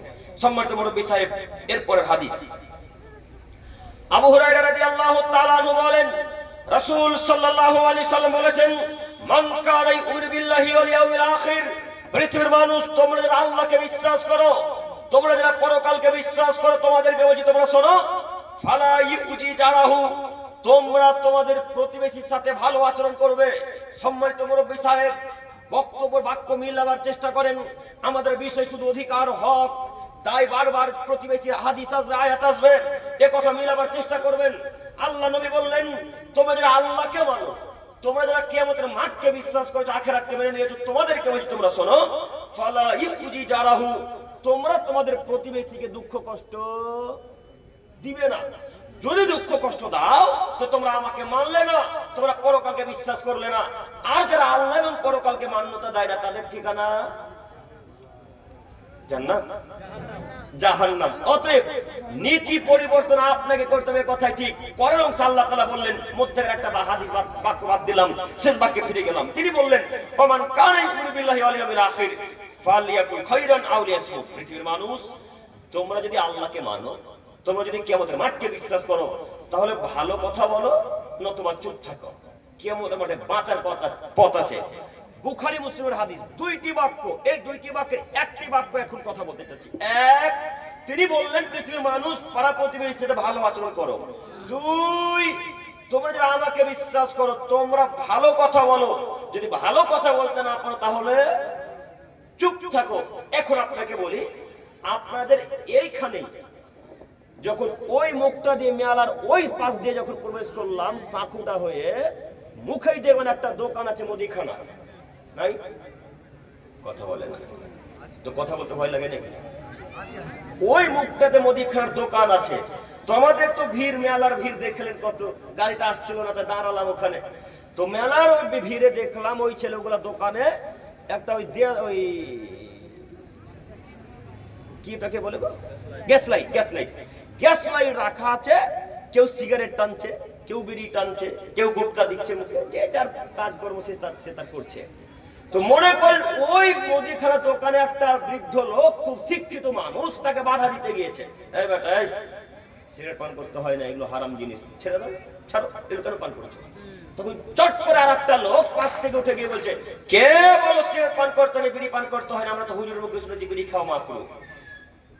এই কথা আর একটা লোক বলল। তো আমাদের নবী বললেন, যদি ভালো কথা বলতে পারো তো বলো, নইলে মুখে বন্ধ রাখো। কিয়ামতের মাঠে বাঁচার পথ আছে। ও মুরব্বি সাহেব, ওই জায়গাটা আপনি মাকরুহ বললেন কেন? কে বললো মাকরুহ? কেন বললেন? আপনি হক কথা বলতে পারেন না, তার অর্থ কি আপনি চুপ থাকবেন না? আপনি কথা বলে যাবেন, জি না, এটা শরীয়ত নয়। আপনাকে ওখানে বলা উচিত ছিল, হ্যাঁ আরে এ দাদু তো ঠিকই বললো রে, বিড়ি খাওয়া হারাম, বিড়ি খেতে হয় না। এই কথা যদি বলতেন, নাও পারতেন, তো আল্লাহ নবী আপনাকে মুখ বন্ধ করতে বললেন। মুখ বন্ধ করলেন না কেন? এই জন্য মুখ বন্ধ করলেন না যে আপনিও বিড়ি খোরতাই, হ্যাঁ, আপনিও গুটকা খোরতাই, আপনি জর্দা পান খান, তাই আপনি মুখ বন্ধ করতে পারলেন না।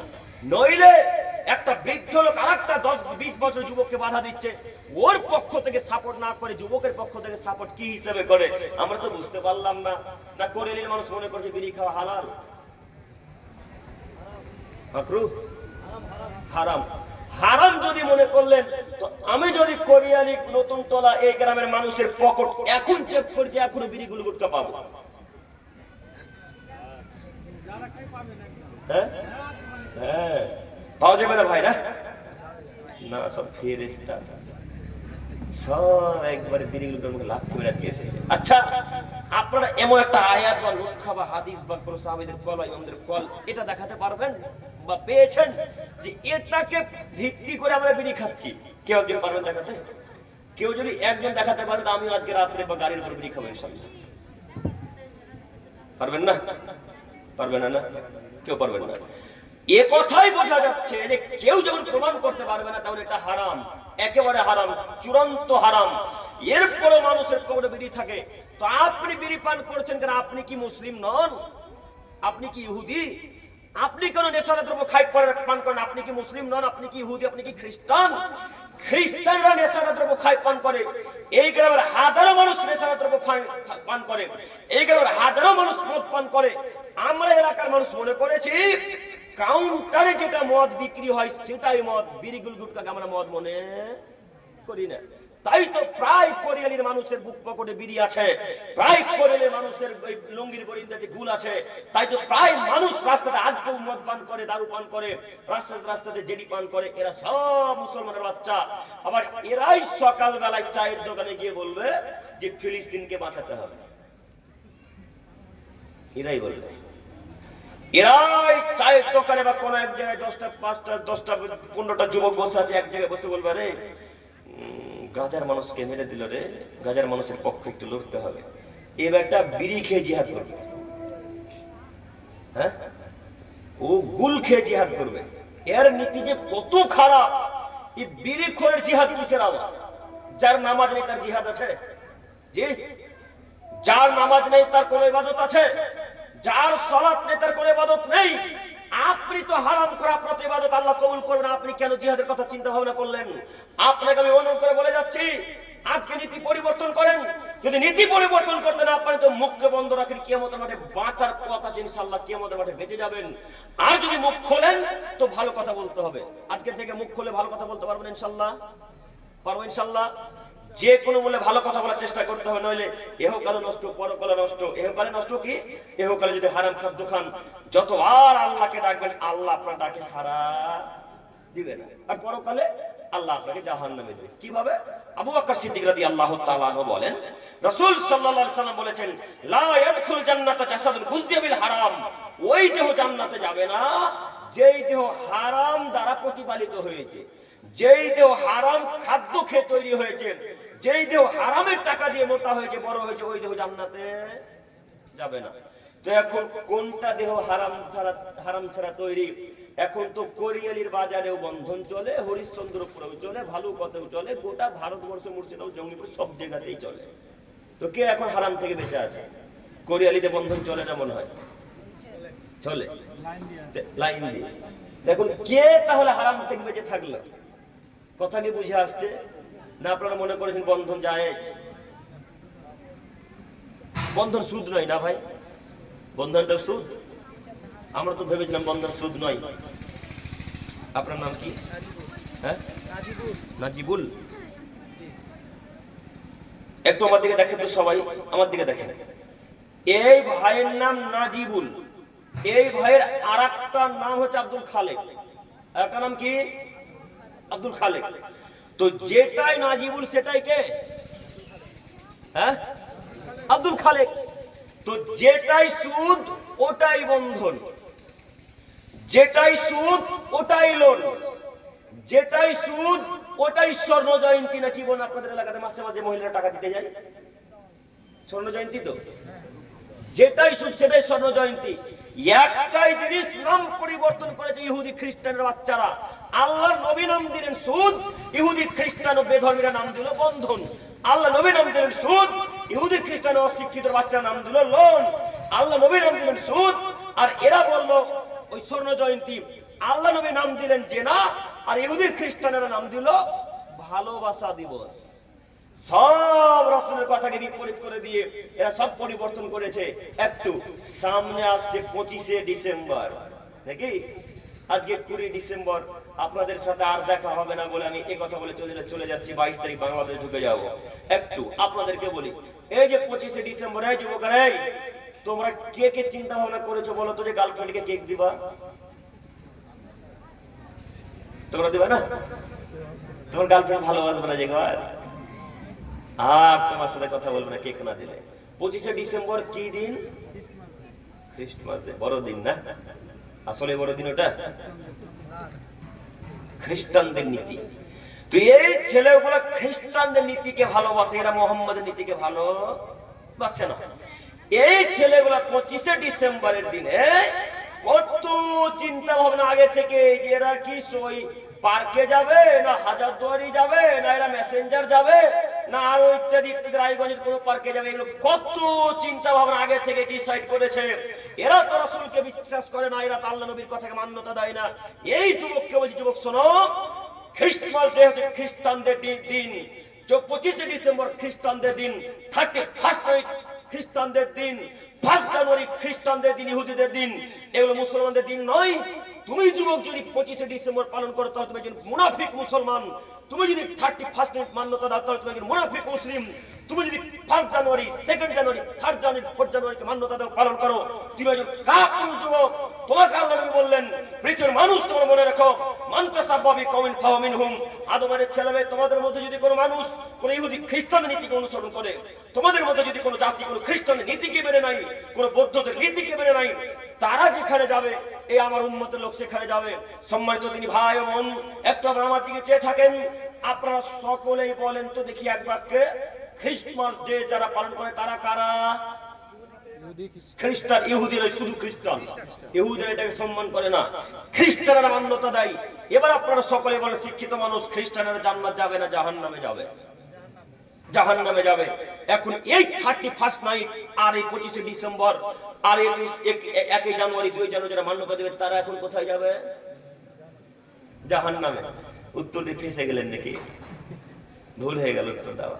রাসূল সাল্লাল্লাহু আলাইহি ওয়াসাল্লাম বাণী একটা বাক্য নিজের পক্ষ থেকে বলিনি, ইনশাআল্লাহ বলবো না। আপনাকে প্রথম বাক্যে বলেছিলাম প্রত্যেকটা কথা আমার সাথে মিলিয়ে নেবেন, যদি না মিলে আমাকে সঙ্গে সঙ্গে ঠেকিয়ে দিয়ে বলেন আব্দুল করিম ভাই এই কথা বললেন কোথায় আছে, হাদিসের কোরআনে কোন জায়গায় আছে দেখিয়ে যান। আমি আপনাকে 24 ঘন্টা দেখার জন্য প্রস্তুতি গ্রহণ করে আছি। আর বিশ্বাস করুন, আপনাকে অনুরোধ জানাচ্ছি আজকের পর থেকে এই নীতি খ্রিস্টানদেরকে মান্যতা দেবো ইনশাআল্লাহ। পারবেন ইনশাআল্লাহ? ইনশাআল্লাহ যুবক, তুমি কথা মাথায় রেখো।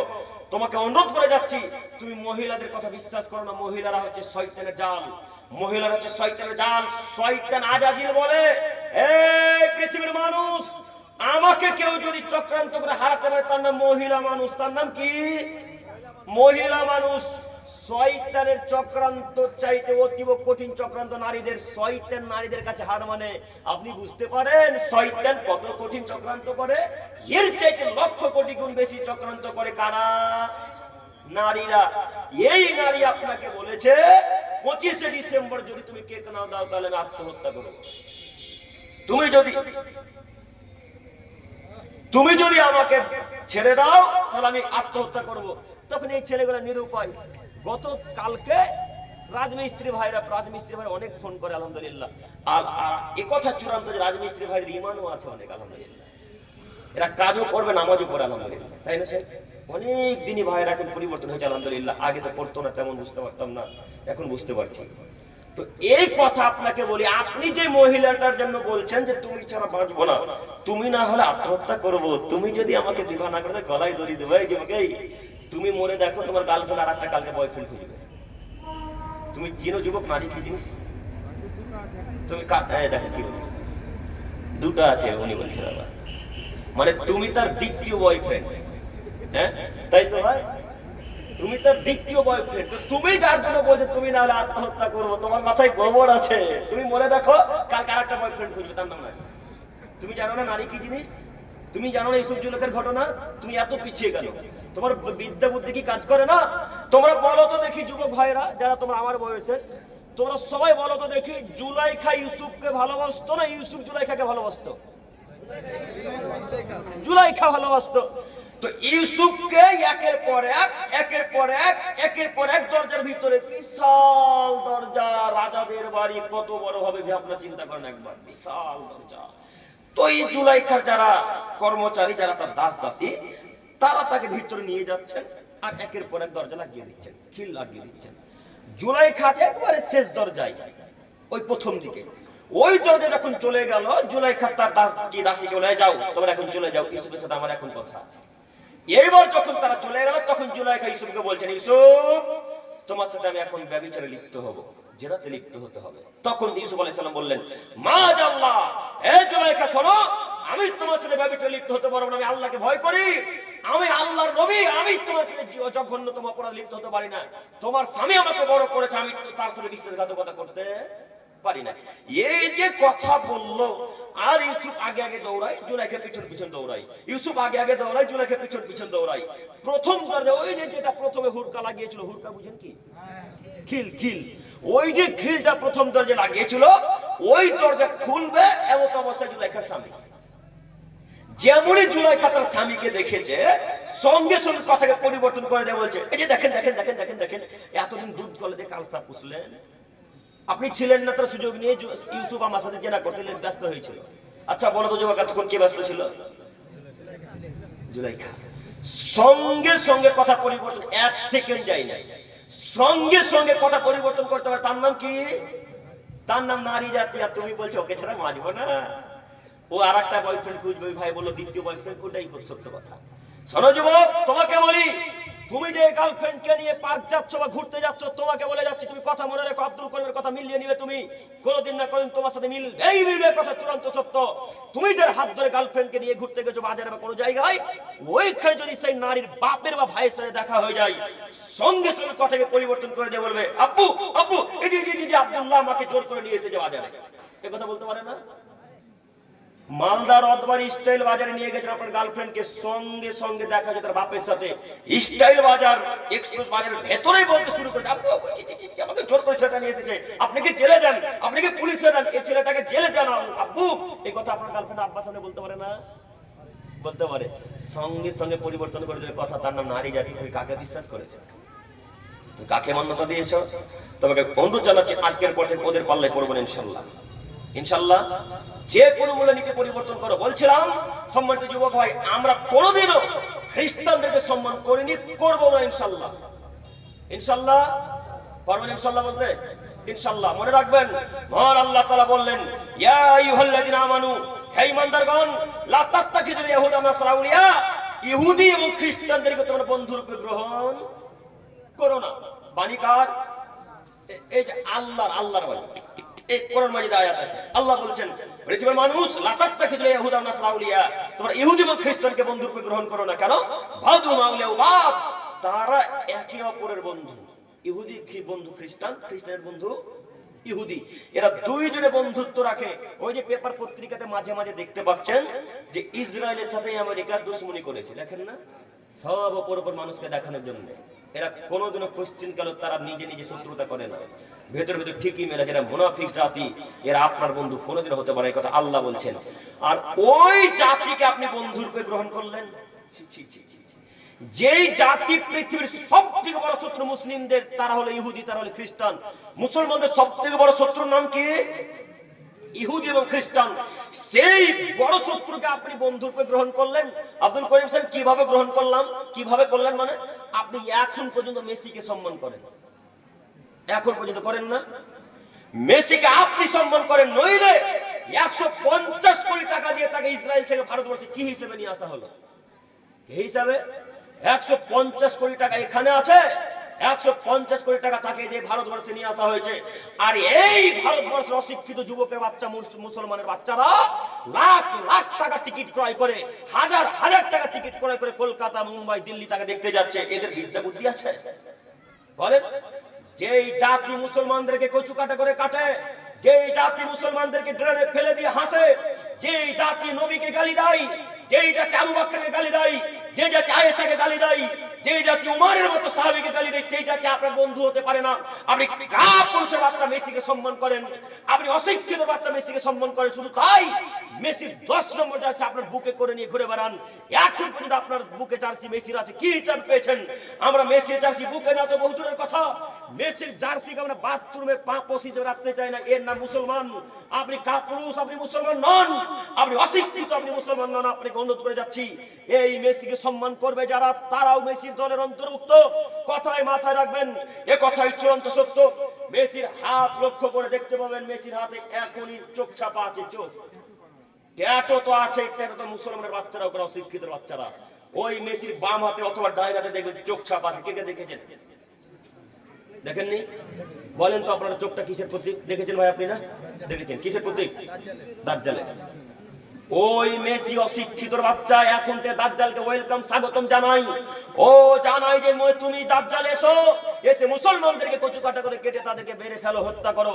এটা কে স্বাগতম জানাচ্ছে? মেসি। আর তুমি কাপুরুষ, তার নীতি গ্রহণ করলে।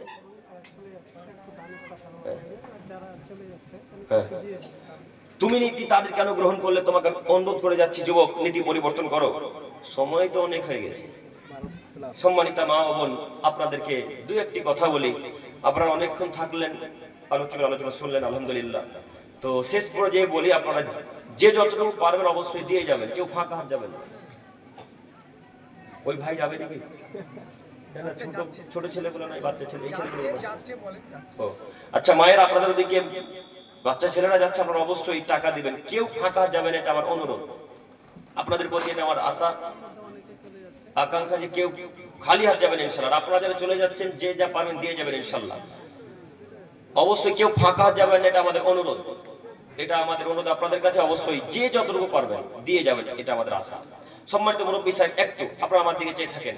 তো আমি যেটা বলতে চাচ্ছিলাম, আজকের পর থেকে মেসিকে সম্মান করবো ইনশাআল্লাহ, আর করবেন ইনশাআল্লাহ। আপনার ছেলের টুপিটা যদি খুলেন তো দেখবেন চুল একদিকে আছে, আরেকদিকে নাই আছে। এই চুলটা কাটা কি মোহাম্মদ সাল্লাল্লাহু আলাইহি ওয়াসাল্লামের নীতিতে? কার নীতিতে চুল কাটলেন আপনি? খ্রিস্টান ইহুদিদের নীতিতে, নইলে কোনো জাতির নীতি, কোনো হিন্দি প্লেয়ারদের নীতিতে, বা কোনো ফুটবলারের নীতিতে। তো এই নীতিতে চুল কাটা ইসলাম সমর্থন করে না। আজকের পর থেকে চতুর্দিক সমান করে রাখবো ইনশাল্লাহ। পারবো না? পারবো ইনশাল্লাহ। ইনশাল্লাহ। সম্মানিত উপস্থিতি, বলছিলাম নীতি পরিবর্তন করেন। এরপরের বাক্য আমি বলতে চাচ্ছিলাম যে আদমের ছেলে মেয়ে ততদিন পর্যন্ত কোনো সফলতা অর্জন করতে পারবে না যতদিন পর্যন্ত আল্লাহ এবং তার রাসূলের পদ্ধতি গ্রহণ করতে পারবে না। যতদিন পর্যন্ত আদমের ছেলেমেয়েরা আল্লাহ এবং তার রাসূলের পদ্ধতি গ্রহণ না করে নিবে ততদিন পর্যন্ত তারা সফলতা অর্জন করতে পারবে না। অতএব বলছিলাম যে কোনো মূল্যে সফলতা যদি অর্জন করা লাগে তাহলে আপনাকে যে কোনো মূল্যে আল্লাহ এবং তার রাসূলের পদ্ধতি গ্রহণ করা লাগবে। আল্লাহ সুবহানাহু ওয়া তাআলা বললেন, পৃথিবীর মানুষ, তোমরা যদি সফলতা অর্জন করতে চাও তাহলে তোমরা আমার নবীকে ভালোবাসো। তোমরা যদি আমার ভালোবাসা পেতে চাও তাহলে তোমরা নবীকে মান্যতা দাও, তাহলে তোমাদের জান্নাত হবে, তোমরা সফলতা অর্জন করতে পারবে। একটু এখানে কয়েকটি কথা মনে রাখবেন, আমাদের বক্তব্যের বিষয়ের সাথে এই বাক্যটা খুব সম্পৃক্ত, খুব জড়িয়ে আছে। সেটা হচ্ছে আমরা যতই সালাত আদায় করি, যতই সিয়াম পালন করি, যতই পাড়া প্রতিবেশীর সাথে ভালো, যতই সিয়াম পালন করি বা টাকা দান করি, যদি পাড়া প্রতিবেশীর সাথে ভালো আচরণ না হয় তো জান্নাত হবে না। প্রমাণ আবু হুরায়রা রাদিয়াল্লাহু তাআলার হাদিস, খুব বিখ্যাত সাহাবী, তিনি বর্ণনা করছেন, পেশ করছেন। তিনি বলছেন, একটা লোক আমাদের নবীর নিকটে আসলেন। নবীর নিকটে আসতে আল্লাহ নবীকে বললেন, ইয়া রাসূলুল্লাহ, হে আল্লাহ রাসূল, অমুক গ্রামে একটা মহিলা আছে, যে মহিলাটা বেশি বেশি সালাত আদায় করে। বেশি বেশি সালাত মানে তাহাজ্জুদ পড়ে, 5 ওয়াক্ত সালাত তো পড়েই, তিনি তাহাজ্জুদ পড়ে, তিনি সকালের ফজরের পরেও সালাত আদায় করে, জোহরের আগেও করে, তিনি অত্যাধিক সালাত আদায় করে। আল্লাহ নবী, ওই মহিলাটা বেশি বেশি সিয়াম পালন করে, মানে রমজান মাসে তো সিয়াম রাখেই, তিনি মুহররমের সিয়াম, তিনি সাপ্তাহিক সিয়াম, তিনি মাসিক সিয়াম, তিনি ওই আরাফার ময়দানে সিয়াম, অনেক সিয়াম পালন করে। আল্লাহ নবী, ওই মহিলাটা দানের সংখ্যা এত বেশি, ওই মহিলাটা দানের সংখ্যা এত বেশি, ওর মতো দান ওই গ্রামে আর কেউ করতে পারে না। কিন্তু একটাই প্রবলেম, অসুবিধা, সেটা হচ্ছে এই যে ওই মহিলার মুখের দ্বারাতে পাড়া প্রতিবেশী কেউ কোনোদিন নিরাপদে থাকেনি, কেউ কোনোদিন শান্তি পায়নি। আল্লাহ নবী তো এই মহিলাটার ব্যাপারে কিছু বলে। তখন আমাদের নবী মুহাম্মদ সাল্লাল্লাহু আলাইহি ওয়াসাল্লাম বললেন, শোনো, তোমার কথা যদি সত্য হয়, এই বাক্য যদি তার সাথে মিলে যায়, তো মনে রেখো, হিয়া ফিন্নার, সে মহিলা জাহান্নামী, ওই মহিলা জাহান্নামে যাবে। এক ওই ব্যক্তি আবার আল্লাহ নবীকে জিজ্ঞাসা করলেন, আল্লাহ নবী, ওই গ্রামে আরেকটা নারী আছে, কম কম সালাত আদায় করে। কম কম মানে শুধু 5 ওয়াক্ত সালাত আদায় করে, সুন্নাত, নফল, ওই তাহাজ্জুদ আর কিছু আদায় করে, শুধু ফরজ আদায় করে। আল্লাহ নবী, ওই মহিলা কম কম সিয়াম পালন করে, শুধু রমজান মাসে সিয়াম পালন করে। আল্লাহ নবী, ওই মহিলাটা দানের সঙ্গে অতীব কম পনির, হোটেলে পনির খাননি, ওই পনির আল্লাহর রাস্তায় দান করলে যত পরিমাণ নেকি হয়, আল্লাহ নবী ওর চাইতেও কম সংখ্যক দিয়ে দান করে। কিন্তু মহিলাটার একটা দিক ভালো আছে, আল্লাহ নবী, ওর কথাতে কেউ কোনোদিন দুঃখ কষ্ট পায়নি, পাড়া প্রতিবেশীর সবাইকে তিনি ভালোবাসেন। এই কথা আল্লাহ নবী বললে, তাকে বলে আল্লাহ নবী বলে, আল্লাহ নবী এর ব্যাপারে কিছু বলে। তখন আল্লাহ নবী বললেন, শোনো, তোমার কথা যদি নারীর সাথে মিলে যায়, যত কথা তুমি বলে সব কথা যদি তার সাথে মিলে যায়, হিয়া ফিল জান্নাহ, ওই মহিলা জান্নাতি নারী। এবার আপনারা বলেন তো দেখি, বেশি সালাত, বেশি সিয়াম, বেশি দান খায়রাত, বেশি বেশি ইবাদত কোন কাজে আসলো? কোন কাজে আসবে? কোন কাজে আসবে না। তাহলে মুখকে নিয়ন্ত্রণ করা লাগবে। মুখ যদি নিয়ন্ত্রণ হয়ে যায়, জিহ্বা যদি নিয়ন্ত্রণ হয়ে যায়, জান্নাত অটোমেটিক হয়ে যাবে ইনশাআল্লাহ। এটা রাসূলের ওয়াদা। তো এখানে একটা কথা বলি, আপনার আব্বা হাজী মানুষ, মক্কা থেকে হজ করে এসেছে, তো আপনাদের আমের গাছ এটা নাকি? আমের গাছ তো, আমের গাছে মুকুল যখন এসেছিল, মুকুল না মোল, দুটোই বুঝতেন না, আমাদের মতোই ভাষা না। মুকুল যখন এসেছে, তো যখন গুঠি আম আছে না, গুঠি আম, ওই যখন ছোট ছোট আম এসেছে, তখন এই কোরিয়ালির কয়েকটা যুবক ছেলে যারা একটু লুচ্চালা পাঙ্গা টাইপের, তারা রাতের বেলায় এসে গাছের সব মুকুলকে ভেঙে দিয়েছে, সব ভেঙে দিয়েছে। আপনার বাপ ফজরে জামাতে সালাত আদায় করে এসে গাছের গোড়াতে এসে দেখছে, কি ব্যাপার, সব মুকুল মুকুল ভেঙে পড়ে আছে, মানে ঝড়ও হয়নি, শিলা বৃষ্টি হয়নি, কি ব্যাপার, এটা কি করে হলো? তখন আপনারা বুঝতে পেরেছেন না, এটা আমাদের গ্রামের ছেলের কাজ, যারা বদমাশ তারা। তখন যে আপনার বাপের মুখের ভাষা শুরু হলো, মনে হচ্ছে যেন সূরা ফাতিহা পড়ছে। আল্লাহ, ও মক্কা হজ করতে যায়নি গো, পিএইচডি করতে গেছিল গালের উপরে, এত পরিমাণ গাল, অমুকের বাচ্চা অমুক, তুমুক তমুকের বাচ্চা তমুক, অমুকের বাচ্চা অমুক, তমুকের বাচ্চা তমুক, কে ভেঙে দিল রে, ওর বাপ নাই ওর মা নাই, কত যে কথা আছে ভাষার মধ্যে আল্লাহ আলাম। ও মুরব্বী সাহেব, এই গালটাকে আপনার মুখে দ্বারা শোভনীয়? আপনি তো এই গাল দিতে পারেন না কেন? মুসলমান কখনো কাউকে গালি দিতে পারে? গালি দিবে ইহুদি, খ্রিস্টান, বৌদ্ধ, সাঁওতাল, ডোম, চামার, হিন্দুরা, দেখ আমাদের কোনো বাধা নেই। আমাদের নবী বলছেন মুসলমানের বাচ্চা কখনো গালি দিতে পারে না।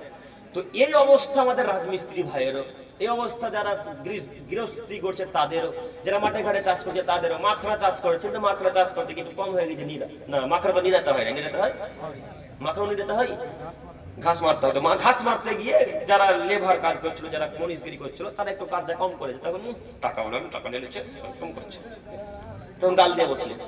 এই যে গালের ভাষা, তো আপনিও কি পিএইচডি করলেন নাকি? কেন গালি দিলেন? আপনি তো গালি দিতে পারেন না, দেখবেন গালি দিতে পারেন কিনা? একটু একটু একটু দাদু, দাদু একটু আমার দিকে দেখেন, আপনারই মুখের ভাষা খুব খারাপ, একটু আপনি দেখেন তো। আবু বকর সিদ্দিক, আবু হুরায়রা আর আমাদের নবী মুহাম্মদ সাল্লাল্লাহু আলাইহি ওয়াসাল্লাম, তিনজন মানুষ সাল্লাল্লাহু আলাইহি ওয়াসাল্লাম বললেন, বলেছেন সাল্লাল্লাহু আলাইহি ওয়াসাল্লাম বলবেন। মনে করেন এই জায়গাতে এক জায়গায় দাঁড়িয়ে আছে একটা লোক, হঠাৎ এসে আবু বকরকে গালি দিতে লাগলো, হঠাৎ কোনো কথাবার্তা নেই, এসে আবু বকরের গালি, অমুক তমুক হেন তেন, যে ভাষা আসছে মুখে সে ভাষায় গালি দিচ্ছে।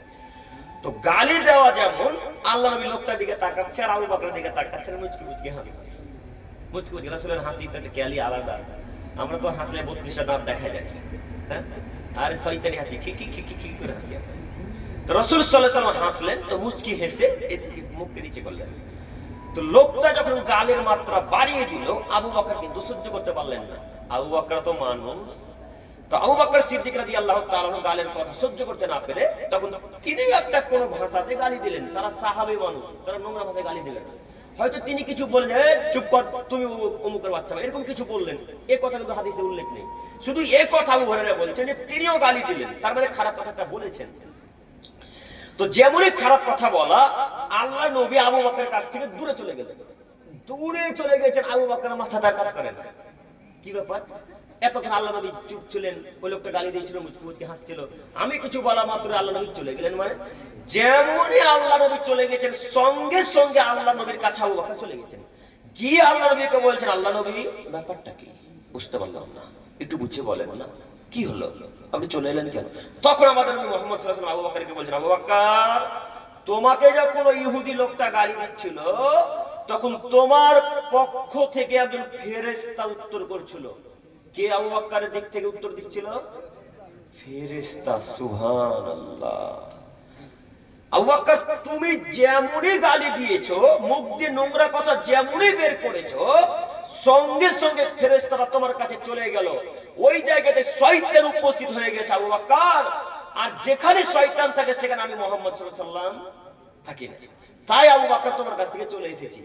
এই যে আল্লাহ নবী আবু বকরকে নিষেধ করলেন, ওই যে বন্ধ করলেন মুখের ভাষা বন্ধ করা, ওই চলল। আর কোনদিন তিনি কোশ্চিন কালেও কাউকে নোংরা ভাষায় কথা বলেননি। এবার আপনাকে বলি যে যখন কেউ আপনাকে গালি দেয়, আপনার পক্ষ থেকে কেউ উত্তর করে? ফেরেশতা। এইবার আপনাকে যখন গালি দিল, আপনি যখন তাকে গালি দিলেন, তখন দুইজনের পাপটা সমান সমান হয়ে গেল না? আর তো কিয়ামতের মাঠে নাকি পাবেন না। এই যে আমাদেরকে যারা ফেসবুক ইউটিউবে গালি দিচ্ছে বা ডাইরেক্ট ফোন করে গালি দিচ্ছে বেদাতিরা, বেদাতির যে আজকে 3 দিন থেকে কত ফোন আসছে আল্লাহু আলাম, আল্লাহ ভালো জানে। আর এই যে ইউটিউবার গুলো, যে এই ভাইটার নাম কি গো, চ্যানেল একটা আছে, হ্যাঁ কি কি না না মঞ্জুর দিয়ে টিভিটা আছে, যাই এরকম একটা চ্যানেল আছে, মঞ্জুর আব্দুল জালিল তো বড় চ্যানেল, একটা চ্যানেল আছে খুব কম সংখ্যক। তো এখানে একটা কথা বলেছিল উত্তর দিনাজপুরে, যে হিন্দুদের মাঝে আর বেদাতীদের মাঝে কোনো পার্থক্য নেই। হিন্দুদের মাঝে ওই মাজার পূজারীদের মাঝে কোনো পার্থক্য নেই। কিভাবে? হিন্দু ভাইয়েরা দুর্গা মায়ের মাথাতে কাপড় দেয়, আর এই বেটা মাজার পূজারীরা কবরের উপরে চাদর দেয়। কোন পার্থক্য আছে? হিন্দু ভাইরা দুর্গা মায়ের সামনে ওই আগরবাতি নিয়ে ধূপকাঠি নিয়ে কি যেন বলে, আর এই বেটারা মাজারের সামনে পীরের সামনে সকালবেলা ধূপকাঠি জ্বালিয়ে কি যেন বলে। কোনো পার্থক্য পাচ্ছেন? হিন্দু ভাইরা পাঠা বলে যায়, ছাগল বলে যায় কালী মায়ের সামনে, দুর্গা মায়ের সামনে, আর এই বেটার মুরগি বলি দেয়, ছাগল কাটে পীরের সামনে। কোন পার্থক্য আছে? হিন্দু ভাইয়েরা দুর্গার সামনে আপেল কলা বেদানা রাখে, আর এরা পীরের সামনে রাখে। কি পার্থক্য আছে বলে? এই কথাটুকু বলাতে ওই ছেলেটা ভিডিওটা ছেড়েছে, বিশাল ভাইরাল হয়ে গিয়ে হাজার হাজার বেদাতি মানুষেরা কল করে, আর কল ধরে ধরে গেল, আই বেটা তোকে কেটে ফেলে দেবো, 24 পরগনা আয় না, ফুরফুর আয় তোকে মেরে ফেলবো। কত গালের মাত্রা! একটু এই ভাষাটা, যে কথাটা আমি এই কথাটা বললাম, তার 2 দিন আগে বাংলাদেশের রফিকুল ইসলাম বিন সাইদ ভাইয়ের উপর অত্যাচার হয়েছে। দেখেছেন আপনারা? দেখেছেন না? রাজশাহীর বাঘাতে বক্তব্য দিচ্ছিলেন বেদাত এবং শিরকের বিরুদ্ধে। আমরা যে ব্যাপারে কথা বলি, যে হিসাবে জোর গলায়, তিনিও বলেন আলহামদুলিল্লাহ, আল্লাহ তাকে কবুল করুক, সকলে বলি আমিন। তার সেখানে বিষয় ছিল শিরক এবং বেদাত, যত সম্ভব শিরকের ব্যাপারে কথা বলতেই কোন দিক থেকে যে বেদাতিরা আসলো, এসে চেয়ারের বাড়ি যে যাকে পারছে আঘাত করছে, লাঠি দিয়ে আঘাত করছে, আর ওই রফিকুল ইসলামের সাইদ ভাইয়ের মাথাতে ইট দিয়ে, পাথর দিয়ে আঘাত করেছে। দেখেছেন আপনারা? পাথর দিয়ে আঘাত করে ভাইকে অসুস্থ করেছেন, তাকে মেরেছেন, তার অত্যাচার করা হয়েছে।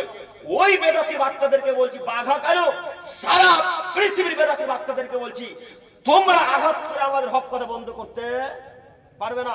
তোমরা আমাদের গালি দিয়ে হক কথা বলা বন্ধ করতে পারবে না। তোমরা আমাদের ভয় দেখিয়ে, ধমকি দেখিয়ে, কেস করে আমাদেরকে বাধা দিতে পারবে না। যত গালি দিবে তোমরা, তত আমাদের দাওয়াতি ফিল আরো উঁচু হবে ইনশাআল্লাহ। যতবার আমাদেরকে মারবে, তত আমাদের দাওয়াত উঁচু হবে। তোমরা মারো যত, আমরা বক্তব্য দিব তত। তোমরা যতবার আমাদের বিরোধিতা করবে, ততবার আমাদের বক্তব্য জোর আরো বাড়বে। তুমি শুধু রফিকুল ইসলামের সাইদ ভাইকে কেন, সারা পৃথিবীর মানুষকে যদি মেরে দাও, তবু আহলে হাদিসের বাচ্চা হক কথা বলা বন্ধ করবে? হক কথা বলা বন্ধ করবে না। শোনো বেদাতির দল, তোমাদেরকে বলে যাচ্ছি, তোমার ক্ষমতার জন্য ধর্ম চলে না, তোমার পার্টির জন্য ক্ষমতা চলে, ধর্ম চলে না, তোমার ভিত্তিতে ধর্ম চলে না, তোমার হুজুরের দোহাইতে ধর্ম চলে না, তোমার পীরের দোহাইতে ধর্ম চলে না। ধর্ম একজনের কথাতে চলে, তার নাম মুহাম্মদ সাল্লাল্লাহু আলাইহি ওয়াসাল্লাম। তোমাদেরকে অনুরোধ করে বলে যাচ্ছে, হাদিস কোরআন পড়তে শিখো, একটু হাদিস কোরআন যাচাই বাছাই করো, যে পীর পূজারি করা যায় কিনা, মাজার পূজা করা যায় কিনা। যদি করা যায় তো করবে, আর যদি করা না যায় তাহলে তোমরা আমাদের দলে চলে আসতে হবে। আর যদি প্রমাণ করে দিতে পারো যে না মাজার পূজা করা যায়, তাহলে আমরা কাল থেকে মাজার পূজা করবো ইনশাআল্লাহ। হয় তোমরা আমাদেরকে দলে নিয়ে নাও, নইলে তোমরা আমাদের দলের অন্তর্ভুক্ত হও। শোনো মুরব্বী সাহেব, শুনুন মুরব্বী সাহেব, আপনাকেও বলি, আজকের পর থেকে বেদাতির নিকটবর্তী হবেন ইনশাআল্লাহ। ইনশাআল্লাহ বলছিলাম, যে কোনো মূল্যে গালি দেওয়া বন্ধ করতে হবে। একটু তো রাজমিস্ত্রি ভাইদের কথা বলছিলাম এই কারণে, যে রাজমিস্ত্রি ভাইয়েরা যখন কাজ করে, তখন দেখবেন ওই প্লাসটা যদি একটু কম হয়ে যায়, খুব রোদ পড়েছে, খরা, চৈত্র মাসের খরাতে রোদ পড়ে না, খুব গরম, তো গাঁথনি একটু কম হয়ে গেছে। তো গাঁথনি কম হওয়াতে হেড মিস্ত্রির খুব রাগ তো যা আছে, গালের মাত্রা যে কত বেশি, তার লেবার ভাইরাই বলতে পারবে। গাল হয় না? রাজমিস্ত্রি এখানে কেউ নাই? হয় কি হয়?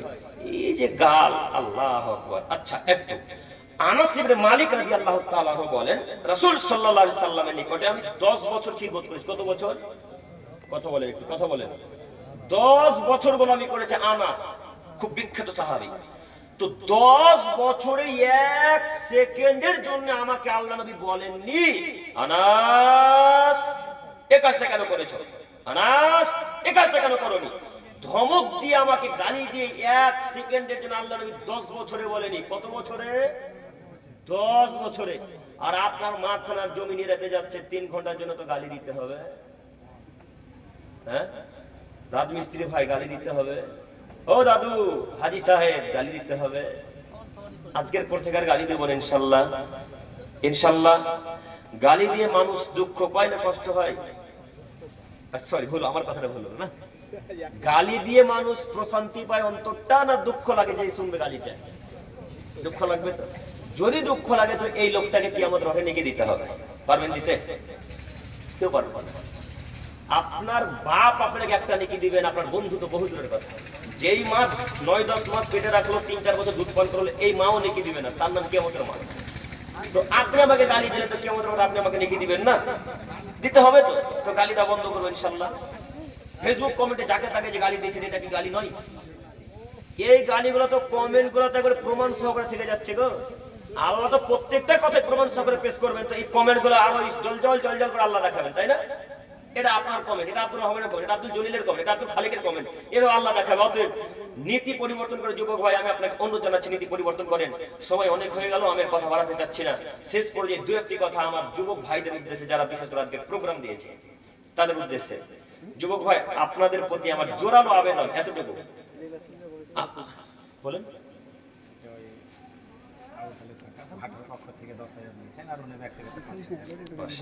আবু তালেব চাচা যান, চাচা নাকি আবু তালেব চাচা যান ভাড়ার পক্ষ থেকে 10,000 এর পূর্বে আর এখন 5,000, টোটাল 15,000। আল্লাহুম্মা সাল্লি আলাইহি। আল্লাহ তুমি ওনাদেরকে কবুল করো, সকলে বলি আমিন, সকলে বলি আমিন, আমিন। বিশেষ করে যারা আজকের এই সভার দায়িত্ব নিয়েছেন তাদের প্রতি আমার কয়েকটি কথা। সবাই এখানে আছেন কি? সবাই আছেন? একটু হাত তুলেন তো, হাত তুলেন, হাত তুলেন, হাত তুলেন, হাত তুলেন না, তুলেন না গো, তুলে থাকেন, হাত তুলে থাকেন, তুলে থাকেন, নামাবেন না যতক্ষণ না বলবো। এত বড় প্যান্ডেল, এত দিন ধরে কাজ করছেন, এই কিসের জন্য? কথা বলেন, কিসের জন্য এত বড় কাজ? জান্নাত, হ্যাঁ, নেকের উদ্দেশ্যে, ঠিক, জান্নাত যাবো তাই, তাই না? হাত নামালেন কেন? হাত নামাতে বললাম, খেসতে গেছেন না? তো এতক্ষণ ধরে কাজ করলেন, আজকে সারাদিন ব্যস্ত। আজকে আপনারা শুধু কি আজকে এত বড় প্রোগ্রাম করতে আনুমানিক 20-25 দিন থেকে সময় নিতে হচ্ছে, এক মাস। তো এতদিন ধরে কাজ করছি কিসের আশায়? নেকির আশায়, জান্নাত যাব তার কারণে। 10-20 দিন, 1 মাস ধরে কাজকর্ম করলেন, নেকি পেয়েছেন না পাননি? পেয়েছেন তো। এই নেকি আল্লাহ ততক্ষণ পর্যন্ত আমল নামাতে রাখবেন যতক্ষণ নামাজ থাকবে। নামাজ নেই যার, নেকি নেই তার। তো বিশেষ করে যারা দায়িত্ব নিয়েছেন, নামাজ আজকে থেকে পড়তে পারবো ইনশাআল্লাহ, ইনশাআল্লাহ ভাই, ইনশাআল্লাহ। এতদিনের কাজ, এতদিনের পরিশ্রম, এতদিনের দুঃখ কষ্ট, এতদিনের রাস্তায় গল্প করছে, আজান দিছে তার মসজিদে আসে না, এতদিনের দুঃখ কষ্ট, আমরা তো কিছু নিব আল্লাহর কাছে, তাই তো এত কষ্ট করছি। শীতে কম ঠান্ডা পড়েছে আজকে, এত ঠান্ডাতে কিছু নিব তার জন্য তো আসা না। তো যদি নাই পান তাহলে এত কিছু করে কোনো লাভ হলো? তো আজকে থেকে সালাত আদায় করবেন ইনশাআল্লাহ। ওই মরু সাহেব এদিকে আসেন। কাপড়ের দোকান আছে 4টা। সুবহানাল্লাহ। কোন বাজারে করিয়ে দে? কুড়িল বাজারে বড় বড় দোকান। তিনটা বেটা আছে, 3টা দোকান। আপনি দেখবেন একদম মেন দোকান গেল। কই সর্দার সাহেব আসেন একটু এদিকে। মোড়ল সাহেব। তো হ্যাঁ, মোড়ল সাহেব আসেন। তো সর্দার আমাদের এলাকায় সর্দার মোড়ল ওটাই বলে। আগে ছিল, সর্দারও পরিচিত আছে। আগে সর্দার ছিল। ভালো আছেন? তো ভাইরা কি বলছে? এই 4,000, 4টা দোকানে 4,000, আমি খরচ করি অনেক করবে, অনেক খরচ। 4-5 20 দেখে, জি জি জি, 20 তো 20 হয়ে গেল, পরে দিয়ে দেবেন। না না না, কম হয়ে যাচ্ছে। 4টা দোকান কমসে কম 20 তো করাই লাগবে। না না না, আপনি থামেন এখানে, থামেন থামেন। কি করা যায়, মানা যাবে এটা? কম হয়ে যাচ্ছে না খুব? আরো 4 লাখ টাকা দাম করা আছে। আচ্ছা, 4 লাখ আছে, আলহামদুলিল্লাহ, আল্লাহ কবুল করো। আচ্ছা, এটা 10 করে, 10 হলো ইনশাআল্লাহ। আপনার ছেলেটা নাকি? আচ্ছা আচ্ছা, মাশাআল্লাহ। আচ্ছা ঠিক আছে, 5 লাখ। আচ্ছা, আলহামদুলিল্লাহ, আল্লাহুম্মা সাল্লি আলাইহি। আল্লাহ তাআলাকে কবুল করো, সকলে বলে আমিন। তো ভাই সাহেব কিছু হবে নাকি? না, পক্ষ থেকে একটা হলে দুটো পা তো আলাদা আলাদা। বলে কিছু করেন, কিছু করেন। মাওলানা সাহেব, আপনার বাম দিকে একটা মাস্টার, আপনার পিছনে একটা মাস্টার বসে আছে। কই ওইটা মাস্টার সাহেব নাকি? জি, হয়ে গেছে। কি করা যায় তাহলে? দেখেন, আপনি চেষ্টা করেন। আর কিছু হবে স্যার, মাস্টার সাহেব? না, হয়ে গেছে, ওভার করে হয়ে গেছে। ও আচ্ছা আচ্ছা, আল্লাহ কবুল করো, সকলে বলে আমিন। 2 জনের কাছে দিয়েছেন, আপনার কাছে একবার দিয়ে দেন।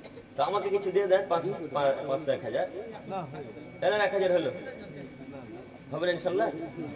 হবে না। তো তো আমি যেটা বলছিলাম সেটা হচ্ছে এই যে আজকে থেকে সালাত আদায় করবো ইনশাআল্লাহ। আজকে মোটামুটি 1.5 ঘন্টা বক্তব্য হলো। তো কিছু কি বুঝতে পারলাম আজকে? কি বুঝলাম বলেন তো? আজকে আমাদের মেন বিষয় কি ছিল? প্রতিবেশীর সাথে আচরণ করা, তার মধ্যে বারাকাল্লাহু ফি হায়াতি, বুঝতে পারলে বলতে পারবে, কিন্তু আমল বারাকাল্লাহু ফি ইলমি। তো হ্যাঁ হ্যাঁ, এটা হচ্ছে মেন কথা। বুঝতে পারলাম, বুঝতে পারলাম এবং বলেও দিলাম, আমলের সাথে মিলালে তার আমরা সফল বাদ গেছি। আমলটা আমি আপনাদেরকে বোঝাতে চাইছিলাম, যেটা বেশি করে তাগিদ করছিলাম, যে বোনের জমি ফিরিয়ে দিতে হবে। এক কথায় বোন কেন, পৃথিবীতে যারই জমি আত্মসাৎ করেছেন ফিরিয়ে দিতে হবে, যে কোনো মূল্যে। পারবো ইনশাল্লাহ? যদি না পারেন, কিন্তু এতটুকু মাথায় রাখবেন কথা, যে কিয়ামতের মাঠে 1 বিঘা জমি নেকি ওর বোনকে দিতে হবে। কেউ পারবো আমরা দিতে 1 বিঘা জমি নেকি? কেউ পারবো না। যখন দিতে পারবেন না, তখন বোনের তো পাপ থাকবে কিছু না? বোন ফেরেশতা, বোনের তো পাপ আছে। বোনের 1 বিঘা জমি অনুযায়ী যত পাপ হবে, সব পাপ আল্লাহ এই লোকটার ঘাড়ে, এই লোকটার মাথাতে চাপিয়ে দিয়ে আল্লাহ তাআলা বলবেন, হাত্তা ইউজাবাইনান নাস, আপনি চলতে থাকেন ইলা ইয়াউমিল কিয়ামah, যতদিন কিয়ামত না হচ্ছে। অতএব শেষ পর্যায়ে এসে বলি, আপনাদের অনুরোধ করে বলছি, আমরা অন্তত পাড়া প্রতিবেশীর হক, ভাই বোনের হক, অধিকার আদায় করবো ইনশাল্লাহ। আর সব থেকে আজকের দাদু দোয়া করবেন না, দাদু দোয়া করবেন না, বসেন বসেন বসেন, যে আশাতে যে নিয়তে এসেছেন ওই নিয়তি তো পূর্ণ হবে না দোয়া না করলে। বসেন বসেন ভাই, বসেন বসেন। একটু শেষ কথা হচ্ছে এই যে কোন কথাটা বলছিলাম? বোনের জন্য, হ্যাঁ, যে কোনো মূল্যে ফিরিয়ে দেবো ইনশাল্লাহ। পারবো ইনশাল্লাহ? আপনাদের প্রতি এতটুকু আহ্বান,